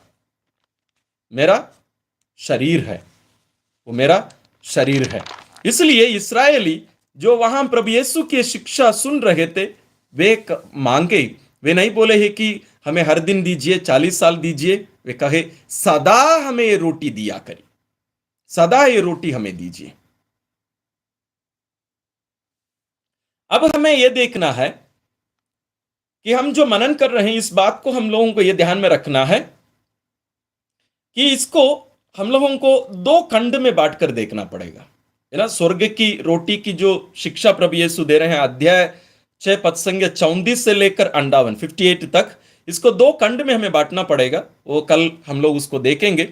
इसको जैसे 47 है ना, 35 से लेकर 47 तक, वहां हम लोग देखते हैं प्रभु यीशु अपने बारे में शिक्षा देते हैं। वे कहेंगे कि मुझ पर विश्वास करो, मुझ पर विश्वास करो। पिता की इच्छा यह है कि मुझ पर तुम विश्वास करो। और वे ये भी बताएंगे कि मैं स्वर्ग से उतर कर आया हूं, मैं साधारण मनुष्य नहीं हूं, मैं ईश्वर हूं, मैं स्वर्ग से उतर कर आया हूं। तो इसलिए मुझ पर विश्वास करना अनिवार्य है, और उस विश्वास के द्वारा ही ये रोटी मिलेगी। मरुभूमि में इस्राएली जितने भी लोग मन्ना खाए, वो विश्वास किए नहीं कि वो महत्वपूर्ण नहीं था। लेकिन ये जो नया मन्ना, नया मूसा खिलाएंगे, ये केवल उन्हीं लोगों को दिया जाएगा जो विश्वास करेंगे। जो विश्वास नहीं करेगा, वो इसे खाएगा तो भी उसे वो फल नहीं मिलेगा। इसलिए हम लोग देखते हैं प्रभु यीशु के बहुत से शिष्य शिक्षा के बाद उन्हें छोड़कर चले गए, क्योंकि उन लोग कहते हैं तो कठोर शिक्षा है। कल हम लोग मनन करेंगे, वे कहे कि ये तो कठोर शिक्षा है, कौन ये मान सकता है, क्योंकि वे समझने की कोशिश कर रहे थे, उनमें विश्वास नहीं था। मैं देख रहा हूं आप लोग, कुछ लोग टिप्पणियां कर रहे हैं, और भी असली में मैं अध्ययन इसलिए किया क्योंकि कोई इस अध्याय के बारे में कैथोलिक कलीसिया जो शिक्षा देती है उस पर वे प्रश्न चिन्ह उठाए, वे कहे कि ये गलत है कलीसिया जो शिक्षा देती है। इसलिए वास्तव में मैं अध्ययन करने गया। मैं आपको धन्यवाद देता हूं, है ना। तो वहां हम लोग देखते हैं, उसकी गहराई में जब हम जाते हैं तो हमें पता चलता है प्रभु यीशु कहते हैं जो विश्वास नहीं करता है उससे ये रोटी नहीं मिलेगी। और यहां तक यूदस, कल हम लोग देखेंगे, यूदस भी एक था जो इस पर विश्वास नहीं किया। लेकिन 12 में से होने के कारण, पहला, दूसरा उसके पास पैसा रहता था, इन 2 कारणों से यूदस वहां से निकलकर नहीं गया। मैं क्यों यह दावा के साथ आपके सामने रख रहा हूं इस बात को? क्यों? अंतिम भोज में आपको याद होगा जब प्रभु यीशु रोटी तोड़कर सभी को खिलाए और दाखरस भी पिलाए, उनको कहे कि ये मेरा शरीर है, मेरा रक्त है। सभी शिष्य खाए, और जब यूदस रोटी को दाखरस में डुबोकर जब खाया, उसके अंदर कौन घुस गया? शैतान। यूदस के अंदर जिस रोटी को दिखाकर प्रभु यीशु कहे कि यह मेरा शरीर है, उसको खाने से उसके शरीर में ईश्वर को जाना चाहिए था, लेकिन उसको खाने से उसके शरीर में शैतान घुस गया। क्यों? क्योंकि उसमें विश्वास नहीं था, क्योंकि यहां से ही वो अविश्वासी बनते गया। आप देखेंगे इसके बाद जहां कहीं भी यूदस दिखाई देगा, वो ईश्वर को, प्रभु यीशु को पकड़वाने के लिए ही कोशिश करता रहेगा, क्योंकि उसको अभी लग गया ये मुक्तिदाता नहीं है। क्योंकि हम जो मान रहे थे, सोच रहे थे कि यही वो नए मूसा हैं, यही वो नए मसीह हैं जो हमें स्वर्ग की रोटी खिलाएगा। लेकिन ये कहता है कि मेरा मांस सच्चा भोजन है, मैं अपना मांस तुम्हें खिलाऊंगा, मेरा रक्त मैं तुम्हें पिलाऊंगा। वो ये विश्वास नहीं कर पाए। यूदस भी उसमें से एक थे ना। कल हम लोग जब गहराई से अध्ययन करेंगे ना, हमारी आंखें और खुल जाएंगी। इसलिए मैं हमेशा से कहते आया हूं, जैसे संत अगस्तीन ने कहा है, हम ये कभी ना कहें कि मैं जब समझूंगा तो मैं विश्वास करूंगा। नहीं, समझ या अंडरस्टैंडिंग विश्वास के पहले कभी नहीं आना चाहिए। पहले विश्वास, फिर समझ। यहां पहले इस्तेमाल करो फिर विश्वास करो, यहां नहीं चलेगा। जैसे एडवर्टाइजमेंट के लिए वो सब ठीक है, दुनिया के लिए वो सब ठीक है, लेकिन ईश्वर कहते हैं पहले तुम विश्वास करो। इसलिए प्रभु यीशु जब 12 से कहेंगे, क्योंकि अन्य सब छोड़कर चलेंगे, अभी 12 केवल छूटे हैं, इसलिए उनसे भी पूछेंगे क्या तुम भी जाना चाहते हो? क्योंकि अन्य लोगों को प्रभु यीशु रोके नहीं, उनको जाने दिए। अभी 12 से भी पूछ रहे हैं क्या तुम भी जाना चाहते हो? तुम भी जाना चाहते हो? नहीं। इसलिए पेतरुस कहेंगे, हे प्रभु हम किसके पास जाएं? हम किसके पास जाएं प्रभु? आपके पास ही आनंद जीवन का संदेश है, आपके पास ही आनंद जीवन का संदेश है। हमारे बहुत सारे गैर कैथोलिक भाई बहन इसकी व्याख्या ऐसे करेंगे, प्रभु यीशु उस भोजन को, यानी पेतरुस उस रोटी और प्रभु यीशु के शरीर और रक्त के बारे में प्रभु यीशु जो शिक्षा दिए उसको छोड़ दिए। वे कहे कि आपकी शिक्षा में ही आनंद जीवन है। यहां वे क्या कर रहे हैं? यहां वे क्या कर रहे हैं? वे कह रहे हैं, ये प्रभु आपने जो शिक्षा दी है, मैं तो मंदबुद्धि, मैं तो अनपढ़ हूं, ये सब पढ़े लिखे लोग जो चले गए, मैं तो अनपढ़ हूं, मैं समझ नहीं पाया। मैं समझ नहीं पाया, लेकिन मैं विश्वास करता हूं। आपने जो कहा मैं समझा नहीं, लेकिन मैं विश्वास करता हूं। आपके शब्दों में अनंत जीवन का संदेश है। मैं समझ नहीं रहा हूं, कोई बात नहीं, लेकिन मैं विश्वास करता हूं। लेकिन मैं विश्वास करता हूं। इसलिए हमेशा समझ के पहले विश्वास आना चाहिए। Faith has to come before understanding. इसलिए संत अगस्तीन ने कहा, प्रभु मैं विश्वास कर सकूं ताकि मैं समझ पाऊं। मुझे विश्वास दे ताकि मैं समझ सकूं। वे ये नहीं कहे कि प्रभु मुझे समझा तो मैं विश्वास करूंगा। नहीं। अभी हमारी कलीसिया में यदि बहुत सारे हमारे भाई बहन कैथोलिक कलीसिया से भी निकल कर जा रहे हैं, उसका समस्या यही है। वे बोल रहे हैं कि हम लोग पहले समझेंगे उसके बाद विश्वास करेंगे। नहीं, नहीं। ठीक है, आगे हम लोग इस बात पर कल और भी गहराई से हम लोग अध्ययन करेंगे। प्रभु यीशु ये जो वास्तविक मन्ना है, जिसके संदर्भ में अपने बारे में अपनी ये जो शिक्षा दे रहे हैं, स्वर्ग से उतरी जीवंत रोटी मैं हूं। आपके पूर्वज जो मन्ना खाए थे वे मर गए, लेकिन मैं जो रोटी तुम्हें दूंगा वो मेरा सच्चा मांस है, वो मेरा मांस है और मेरा रक्त है। क्या प्रभु यीशु अपने शरीर को काट काट कर एक एक टुकड़ा देने के बारे में बात किए, या अपने नस को काट कर उसमें अपने रक्त को निकाल कर अपने शिष्यों को पिलाने के बारे में बात किए? नहीं, नहीं। उसका अर्थ क्या होता है? कल कल के लिए आप थोड़ा सा बचा के रखिए। कल हम लोग उस पर गहराई से हम लोग अध्ययन करेंगे। और प्रभु यीशु को हम लोग देखते हैं पास्का का मेमना के लिए, है ना। पास्का के संदर्भ में ही प्रभु यीशु पवित्र यूकरिस्ती की स्थापना की। लेकिन प्रभु यीशु कभी भी ये नहीं कहे मैं पास्का का मेमना हूं, या और भी थी, है ना। वहां हम लोग देखते हैं द प्रभु ईश्वर की उपस्थिति में रोटी रखी हुई थी, है ना, रोटी रखी हुई थी।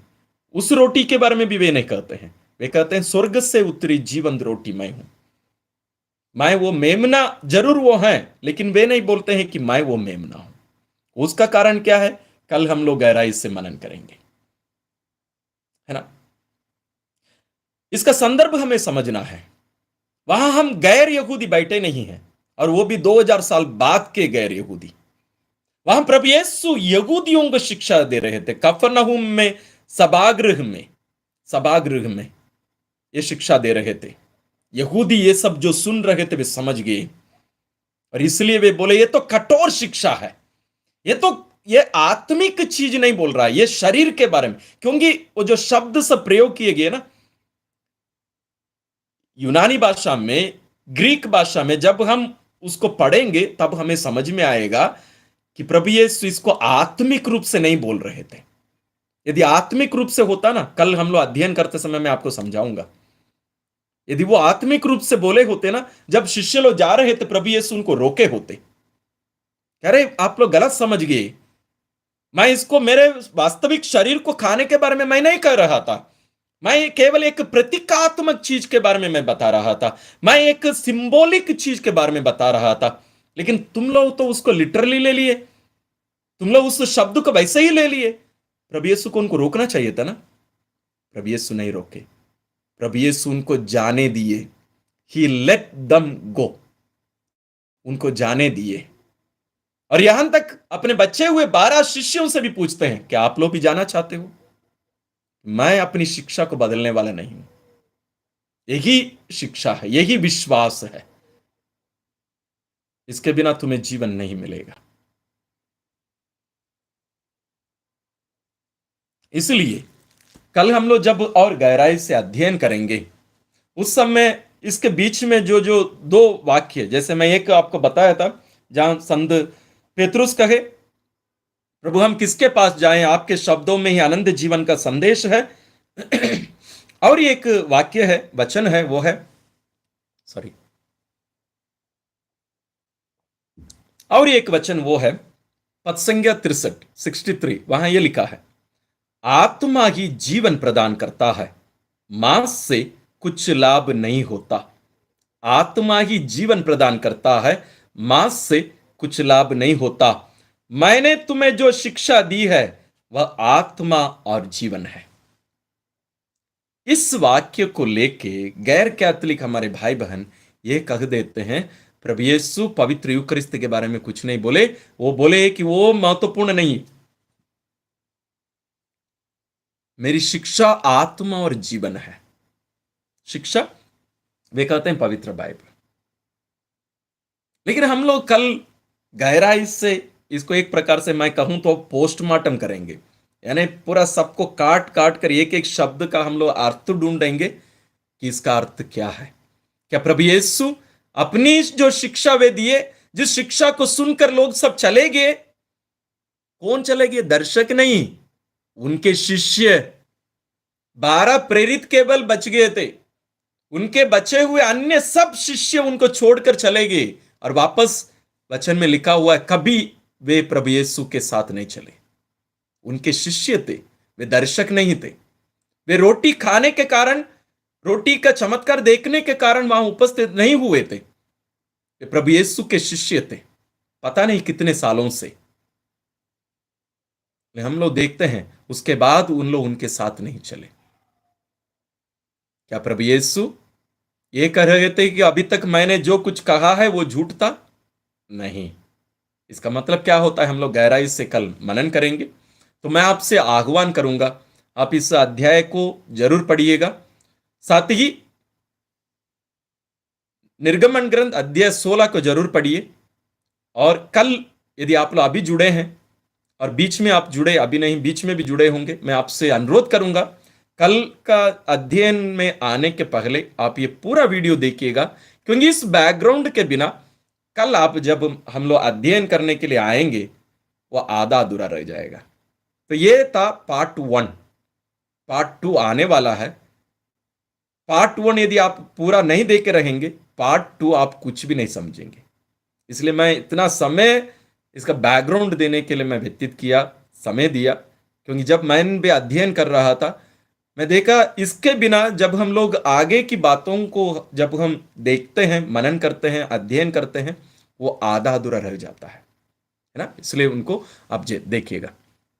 और भी आप लोग कुछ पूछना चाहते हैं तो आप लोग कमेंट में डालिएगा, हम थोड़ा सा कमेंट पढ़ के मैं आप कुछ बता देता हूं।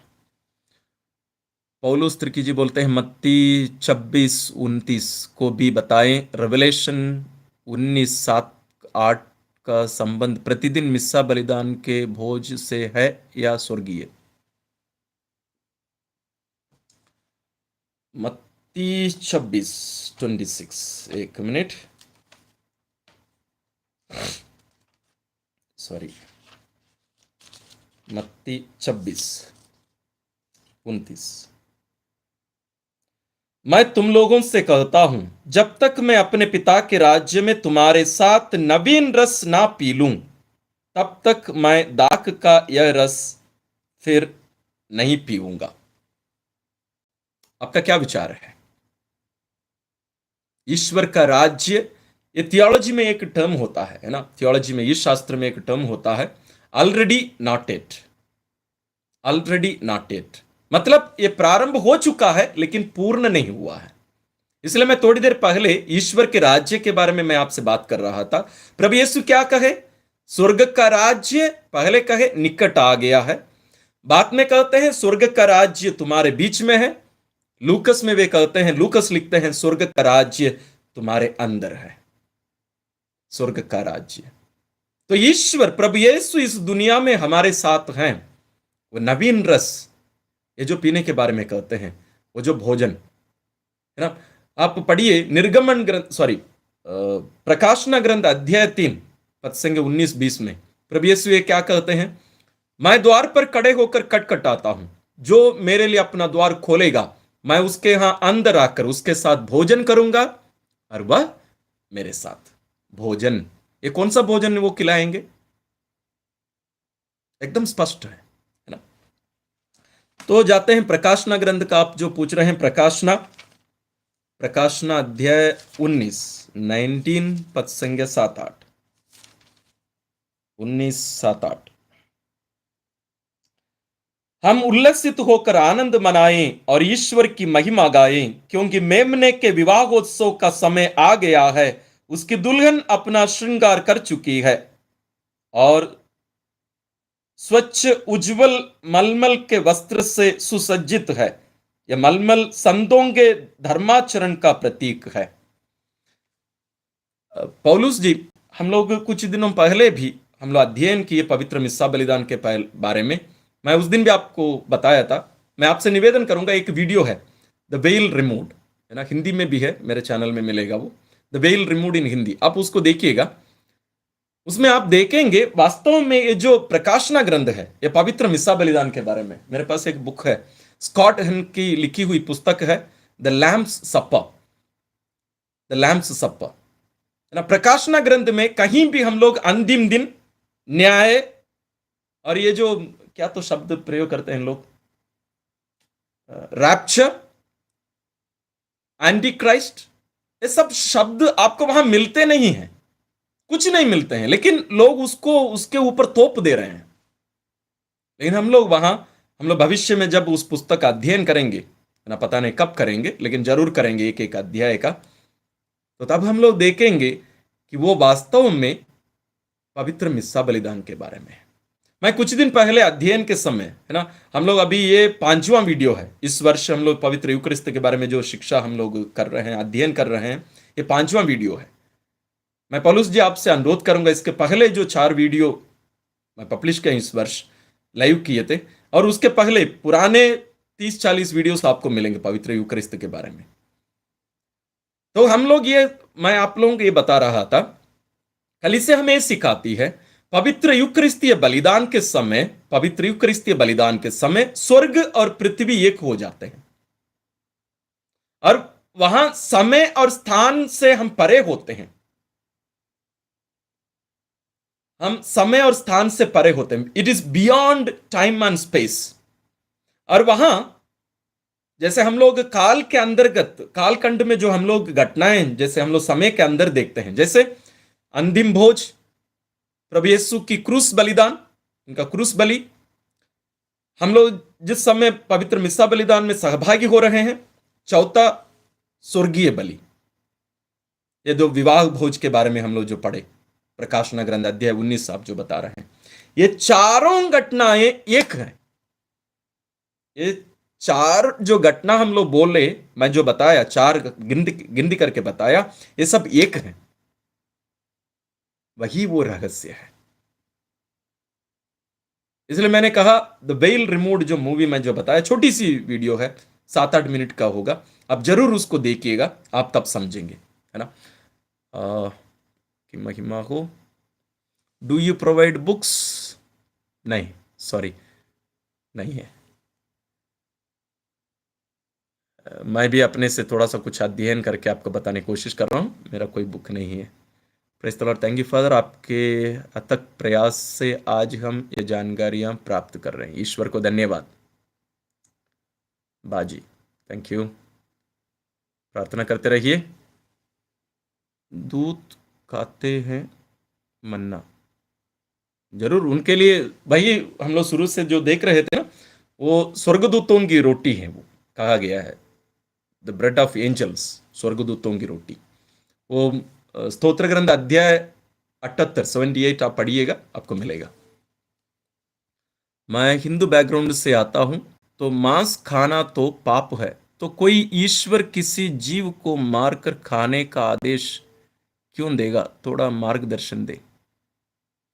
दीपक जी देखिएगा, ईश्वर ये आदेश नहीं दिए हैं कि हमें मांस खाना चाहिए, आदेश नहीं है ना, लेकिन वो स्वतंत्रता दिए हैं, आप खा सकते हैं, लेकिन ऐसे ही काट कर खत्म करने का नहीं है ना। स्वयं प्रभु यीशु मांस खाए कि नहीं खाए? खाए, खाए थे ना।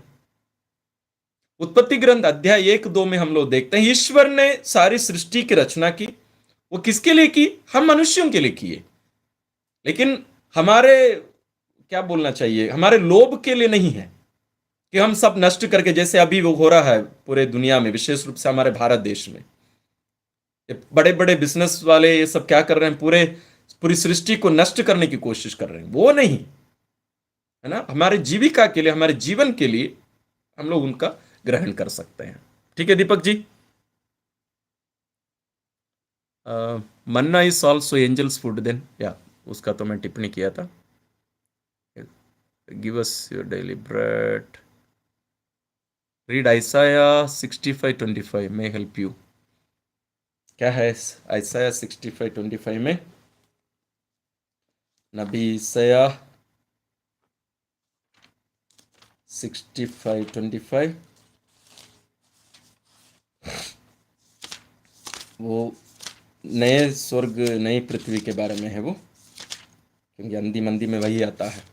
65:25, भेड़िया और मेमना साथ साथ चरेंगे, सिंह बैल की तरह चारा खाएगा, सांप मिट्टी खाकर पेट भरेगा, मेरे समस्त पवित्र पर्वत पर कोई हानि या विनाश नहीं करेगा। यह प्रभु का कथन है जी। ऑल्सो जेनेसिस 9, यूहन्ना 21:14, यीशु फादर जी, जो व्यक्ति मेरा मांस और लहू खाएगा वो आनंद जीवन प्राप्त करेगा। इसका मतलब प्रभु यीशु का पवित्र वचन को दर्शाता है? नहीं संजीत जी, नहीं है, बिल्कुल नहीं। इसी का हम लोग कल गहराई से हम लोग अध्ययन करने वाले हैं। यही समस्या होती है कि हम लोग एक वचन को संदर्भ से बाहर निकलकर, कॉन्टेक्स्ट से बाहर निकलकर जब हम बोलते हैं वो गड़बड़ होता है। आप मुझे ये बताइए, हम लोग ये बताते कि प्रभु यीशु जो बोल रहे थे, शिक्षा दिए, है ना, वो किसके बारे में शिक्षा दिए? वे क्या शिक्षा दिए? वे कहे मेरा मांस सच्चा भोजन है और मेरा रक्त सच्चा पेय है। और 7 बार वे इसका प्रयोग किए। कल हम लोग देखेंगे गहराई से, 7 बार ये कहते हैं मेरा शरीर, मेरा मांस, माई फ्लैश।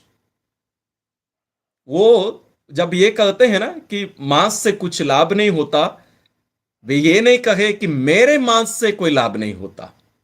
वो मांस का अर्थ क्या होता है हम लोग देखेंगे। क्योंकि जैसे मैंने कहा ना, अभी ये इब्रानी नहीं, यूनानी भाषा में, ग्रीक भाषा में नए विधान लिखा गया था, नए विधान की सारी पुस्तकें। अभी हम लोग उसको अंग्रेजी में अनुवाद करने से ही वो गड़बड़ हो जाता है।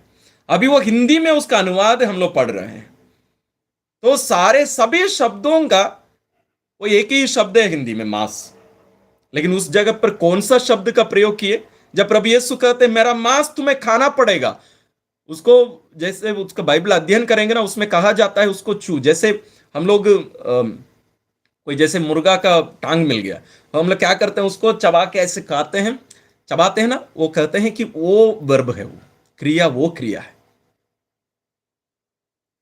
ना। तो यहां हम लोग उसको तोड़ मरोड़ करके ना, उस संदर्भ से हम लोग बाहर निकल कर ले आकर हम उस पर अध्ययन करेंगे, बात करेंगे, सारी बातें। कल मैं इसका संजीत में आशा करूंगा कल भी आप जुड़ेंगे, कल हम लोग इसका ये करेंगे।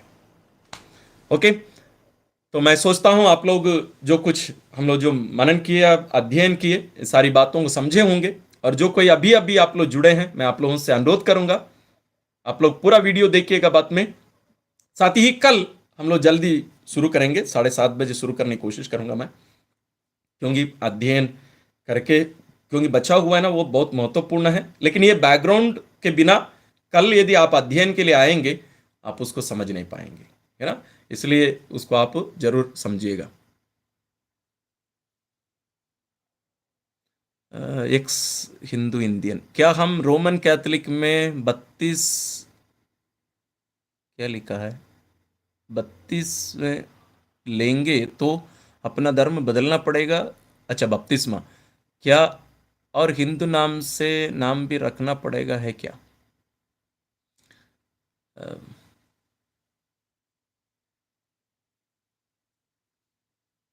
बपतिस्मा का अर्थ क्या होता है उसको कल नहीं, अभी एक दिन पहले एक वीडियो में पब्लिश किया था, है ना। जैसे कुछ लोग कहते हैं कल अध्ययन हम लोग 7:30 बजे शुरू करेंगे, ठीक है। कल इससे हम लोग जैसे सोचते हैं, बहुत सारे लोग क्या सोचते हैं कि मेरे पास बाइबल है ना। इस बात को समझिएगा, हम लोग ये सोचते हैं कि मेरे पास बाइबल है, मुझे हिंदी समझ में आती है, मैं किसी भी डिनोमिनेशन से बिलोंग नहीं करता हूँ। आजकल वैसे ही हो रहा है, मैं किसी भी डिनोमिनेशन में कोई चर्च नहीं जाता हूँ। कभी जरूरत पड़ने पर कोई भी ग्रुप में मैं जाके प्रार्थना के लिए, स्तुति के लिए चले जाता हूँ। लेकिन अध्ययन मैं अपने से करता हूँ या कोई वीडियोस देख के मैं करता हूँ। वो कौन शिक्षा दे रहा है नहीं पता। मैं आपको बता रहा हूँ, मैं अपनी शिक्षा नहीं बता रहा हूँ ना, मैं पूरा अध्ययन कर रहा हूँ ना। ये है, आपको मेरे पास पवित्र यूकरिस्त के बारे में लगभग 20-30 पुस्तकों से ज्यादा मिलेंगे, और एक एक पुस्तक की कीमत आप गूगल करके देखिएगा। द फोर्थ कप ये 1500 या 1600 का कुछ का है ना। ये सब हम कलीसिया जो हमें सिखाती है उसका अध्ययन करके मैं आपके सामने रख रहा हूं। ये मेरे विचारधारा नहीं है। बहुत बार लोग ये सोचते हैं कि हम अपने ही मनमानी, हम अपने जो भी सोच आ गया हम बता रहे हैं, नहीं, ये अध्ययन करके। इसलिए मैं कहा मैं पूरा उसको लिख लिख के रख के पूरा अध्ययन करके आपके सामने रख रहा हूं, है ना। जैसे मैं एक दिन पहले जो हम लोग की शिक्षा हम लोग किए थे, कल ही था, है ना, कल ही जो वीडियो मैं पब्लिश किया उसमें ये था सवाल। जैसे हम लोग अभी क्या हो रहा है, जैसे मैं कह रहा था, मैं मेरे पास बाइबल है, मुझे लग रहा है कि मैं बाइबल पढ़ लूंगा और मैं थोड़ा बहुत उधर उधर अध्ययन कर दूंगा और मुझे मुक्ति मिल जाएगी। नहीं, ये गलत फहमी में हम लोग, गलत फहमी में है। ये जो पुस्तक ना, मैं इसके पहले भी कहा हूं, ये पुस्तक कलीसिया का पुस्तक है। इसके बारे में जब मैं कह रहा था, कुछ लोग वो कमेंट किए थे, फादर जी आप कैसे कह सकते हैं पवित्र बाइबल कलीसिया का पुस्तक है, इसको अध्ययन करने से ही लोग यीशु को जानेंगे। जरूर, लेकिन किस रीति से लोग यीशु को जानेंगे, किस रीति से लोग यीशु को जानेंगे? ये पुस्तक है ना, जैसे स्कॉट हन की भी एक पुस्तक है, और भी लोगों का बहुत सारी पुस्तकें आपको मिलेगी, the secularisation of the Bible. आज पवित्र बाइबल एक सेकुलर पुस्तक के रूप में प्रयोग किया जा रहा है। क्या इसके लिए है? नहीं। कलीसिया पवित्र मिस्सा बलिदान के लिए, मैं आपको स्पष्ट कर रहा हूं, पवित्र कलीसिया पवित्र बाइबल जैसे आज एक पुस्तक के रूप में हमारे हाथ में है, इस पुस्तक का निर्माण करने का, इसका, इन पुस्तकों के नंबर, इतनी पुस्तकें पवित्र बाइबल में होनी है, इसकी घोषणा करने का मुख्य कारण यह था क्योंकि पवित्र मिस्सा बलिदान में इसका प्रयोग करने के लिए। और भी बहुत सारे जो अपोक्रिफल राइटिंग्स हैं, और भी सुसमाचार हैं, पत्र हैं, बहुत सारे हैं, जैसे बारूक का दूसरा ग्रंथ में पढ़ के सुनाया आपको। इस प्रकार बहुत सारी पुस्तकें हैं, उनका भी प्रयोग पवित्र मिस्सा बलिदान में कहीं कहीं जगहों पर किया जा रहा था। इसलिए कलीसिया एक साथ आई, है ना, और कही कि हमें सूची बनाने की जरूरत है और हमें वादे करने की जरूरत है कि इसके अतिरिक्त बाहर, इसके बाहर से कोई भी पुस्तकों का प्रयोग पवित्र मिस्सा बलिदान में नहीं होना है ना।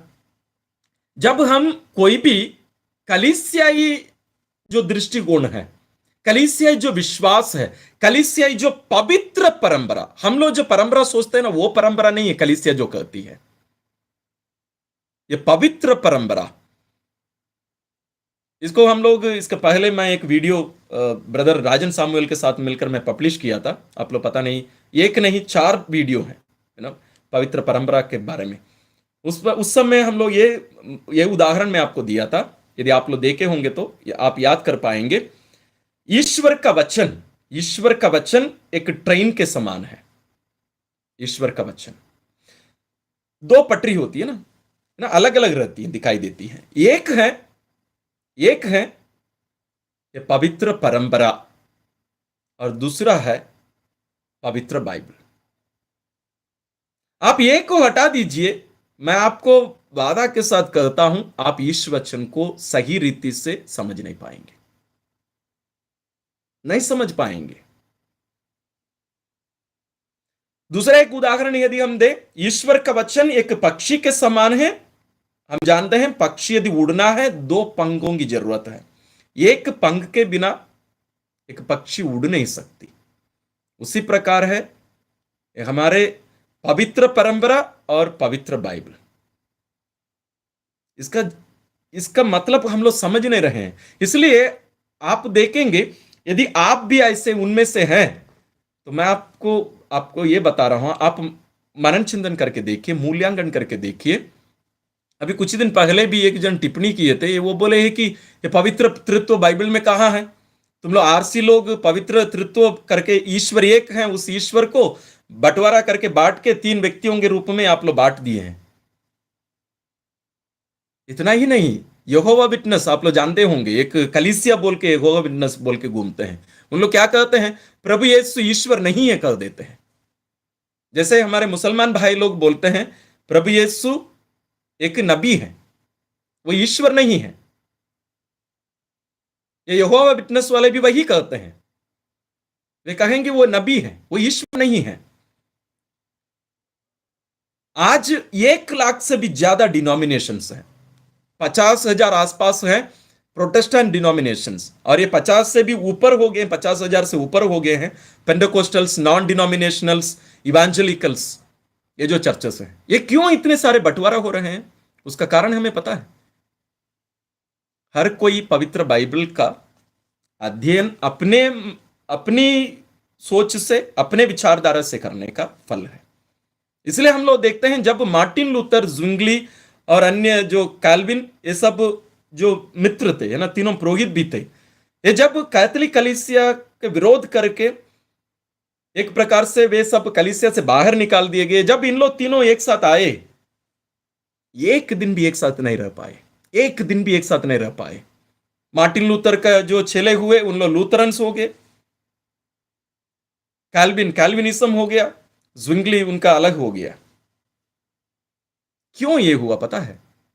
क्योंकि कलीसियाई जो परंपराई शिक्षा है उससे बाहर जब हम निकल जाते हैं, मैं दावा के साथ आपसे कहता हूं, आप कभी एक पटरी में नहीं चल सकते, सही पटरी में कभी नहीं रह सकते।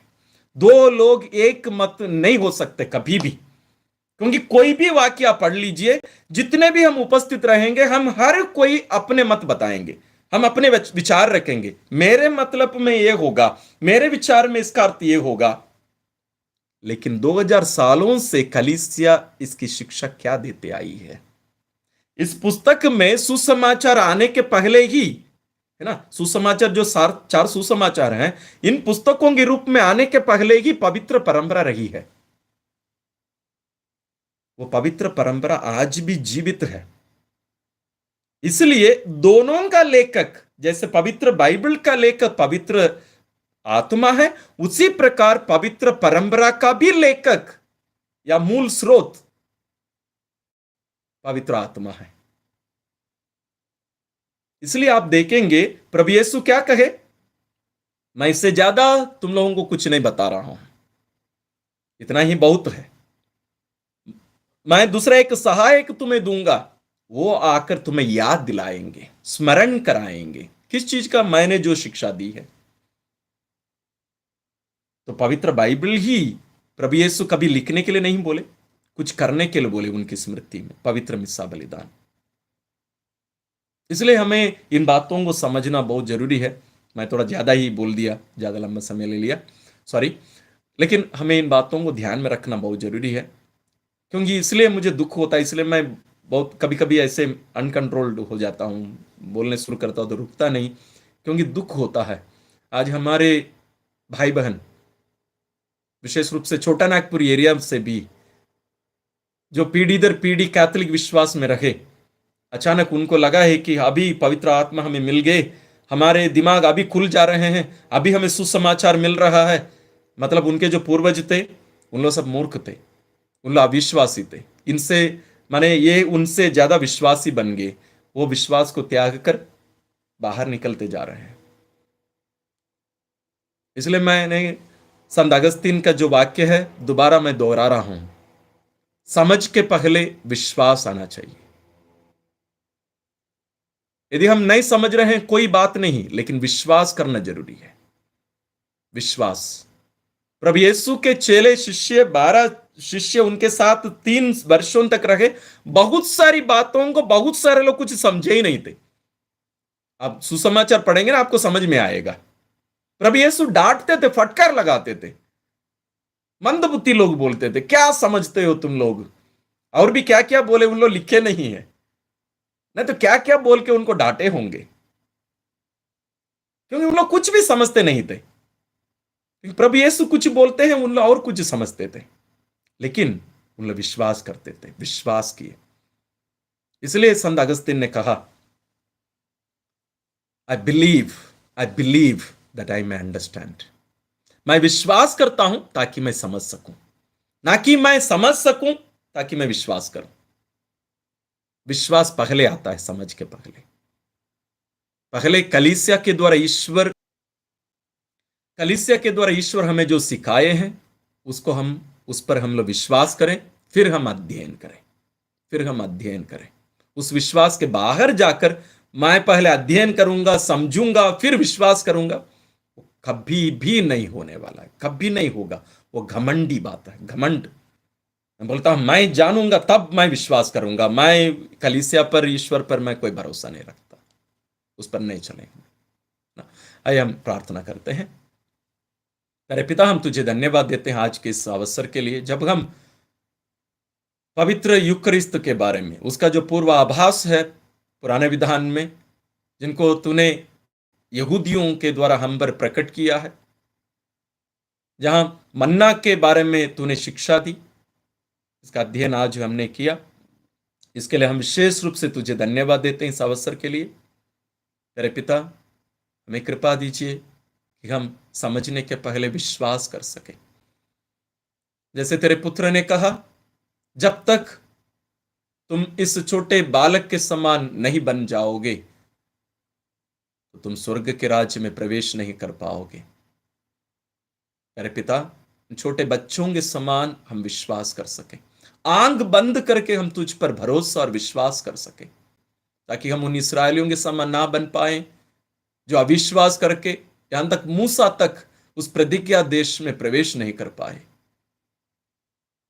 हमें तुझ पर आंख बंद करके, विश्वास करके, भरोसा करके, कलीसिया के द्वारा तू जो शिक्षा हम पर प्रकट करता है, हमें देता है, उसको हम लोग गहराई से आत्मसार करके हम उस विश्वास को गहराई से जान भी पाए, ताकि हम दूसरों पर भी उस रहस्य को प्रकट कर सके। ये पवित्र आत्मा कलीसिया का संचालन करते रहने के लिए तुझे धन्यवाद। हम सबका भी संचालन कर। प्रभु यीशु, ये पवित्र यूकरिस्तीय प्रभु, हम सबको तो अपने से पोषित करता है, हम तुझे धन्यवाद देते हैं। हमें अपने साथ एक शरीर बनाता है, तुझे धन्यवाद देते हैं। हमें कृपा दे कि हम वास्तविक रूप से पवित्र यूकरिस्तीय क्रिस्तीय बन सके। हमारी प्यारी मां मरियम, पवित्र यूकरिस्ती की मां, हम सबको ईश्वरीय ज्ञान तू भी प्रदान कर, हमें भी सिखा, जैसे तो प्रारंभिक कलीसिया के प्रभु यीशु के शिष्यों को तूने शिक्षा दी। हमारे लिए ईश्वर से प्रार्थना कर। सभी संतों स्वर्गदूतों हमारे लिए प्रार्थना करिए। हम ये कृपा मांगते हैं अपने प्रभु क्रिस्त के द्वारा, आमीन। प्रभु आप लोगों के साथ हो। सर्वशक्तिमान ईश्वर पिता और पुत्र और पवित्र आत्मा का आशीर्वाद आप लोगों पर उतरे और सदा बना रहे, आमीन। हमारे इस वीडियो के डिस्क्रिप्शन में आप जाएंगे तो पवित्र यूकरिस्तीय धर्म शिक्षा करके एक प्लेलिस्ट है, आप उसको क्लिक करेंगे ना, आपको मेरे ख्याल से कम 40 से भी ऊपर पवित्र यूकरिस्त के बारे में वीडियोस मिलेंगे, संस्कारों के बारे में मिलेंगे।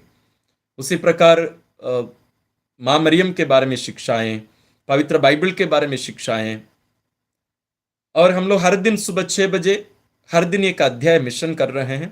ये लगभग 2.5 सालों से मिशन चालू है। इसमें हम लोग अभी योशुआ का ग्रंथ पहले हम लोग पढ़ते हैं, फिर उसका मनन चिंतन करते हैं, अध्ययन करते हैं 2-3 मिनट के लिए। उसी प्रकार हर दिन शाम 6:30 बजे हम पवित्र रोजरी विनती करते हैं, उसमें भी आप लोग शामिल होइए।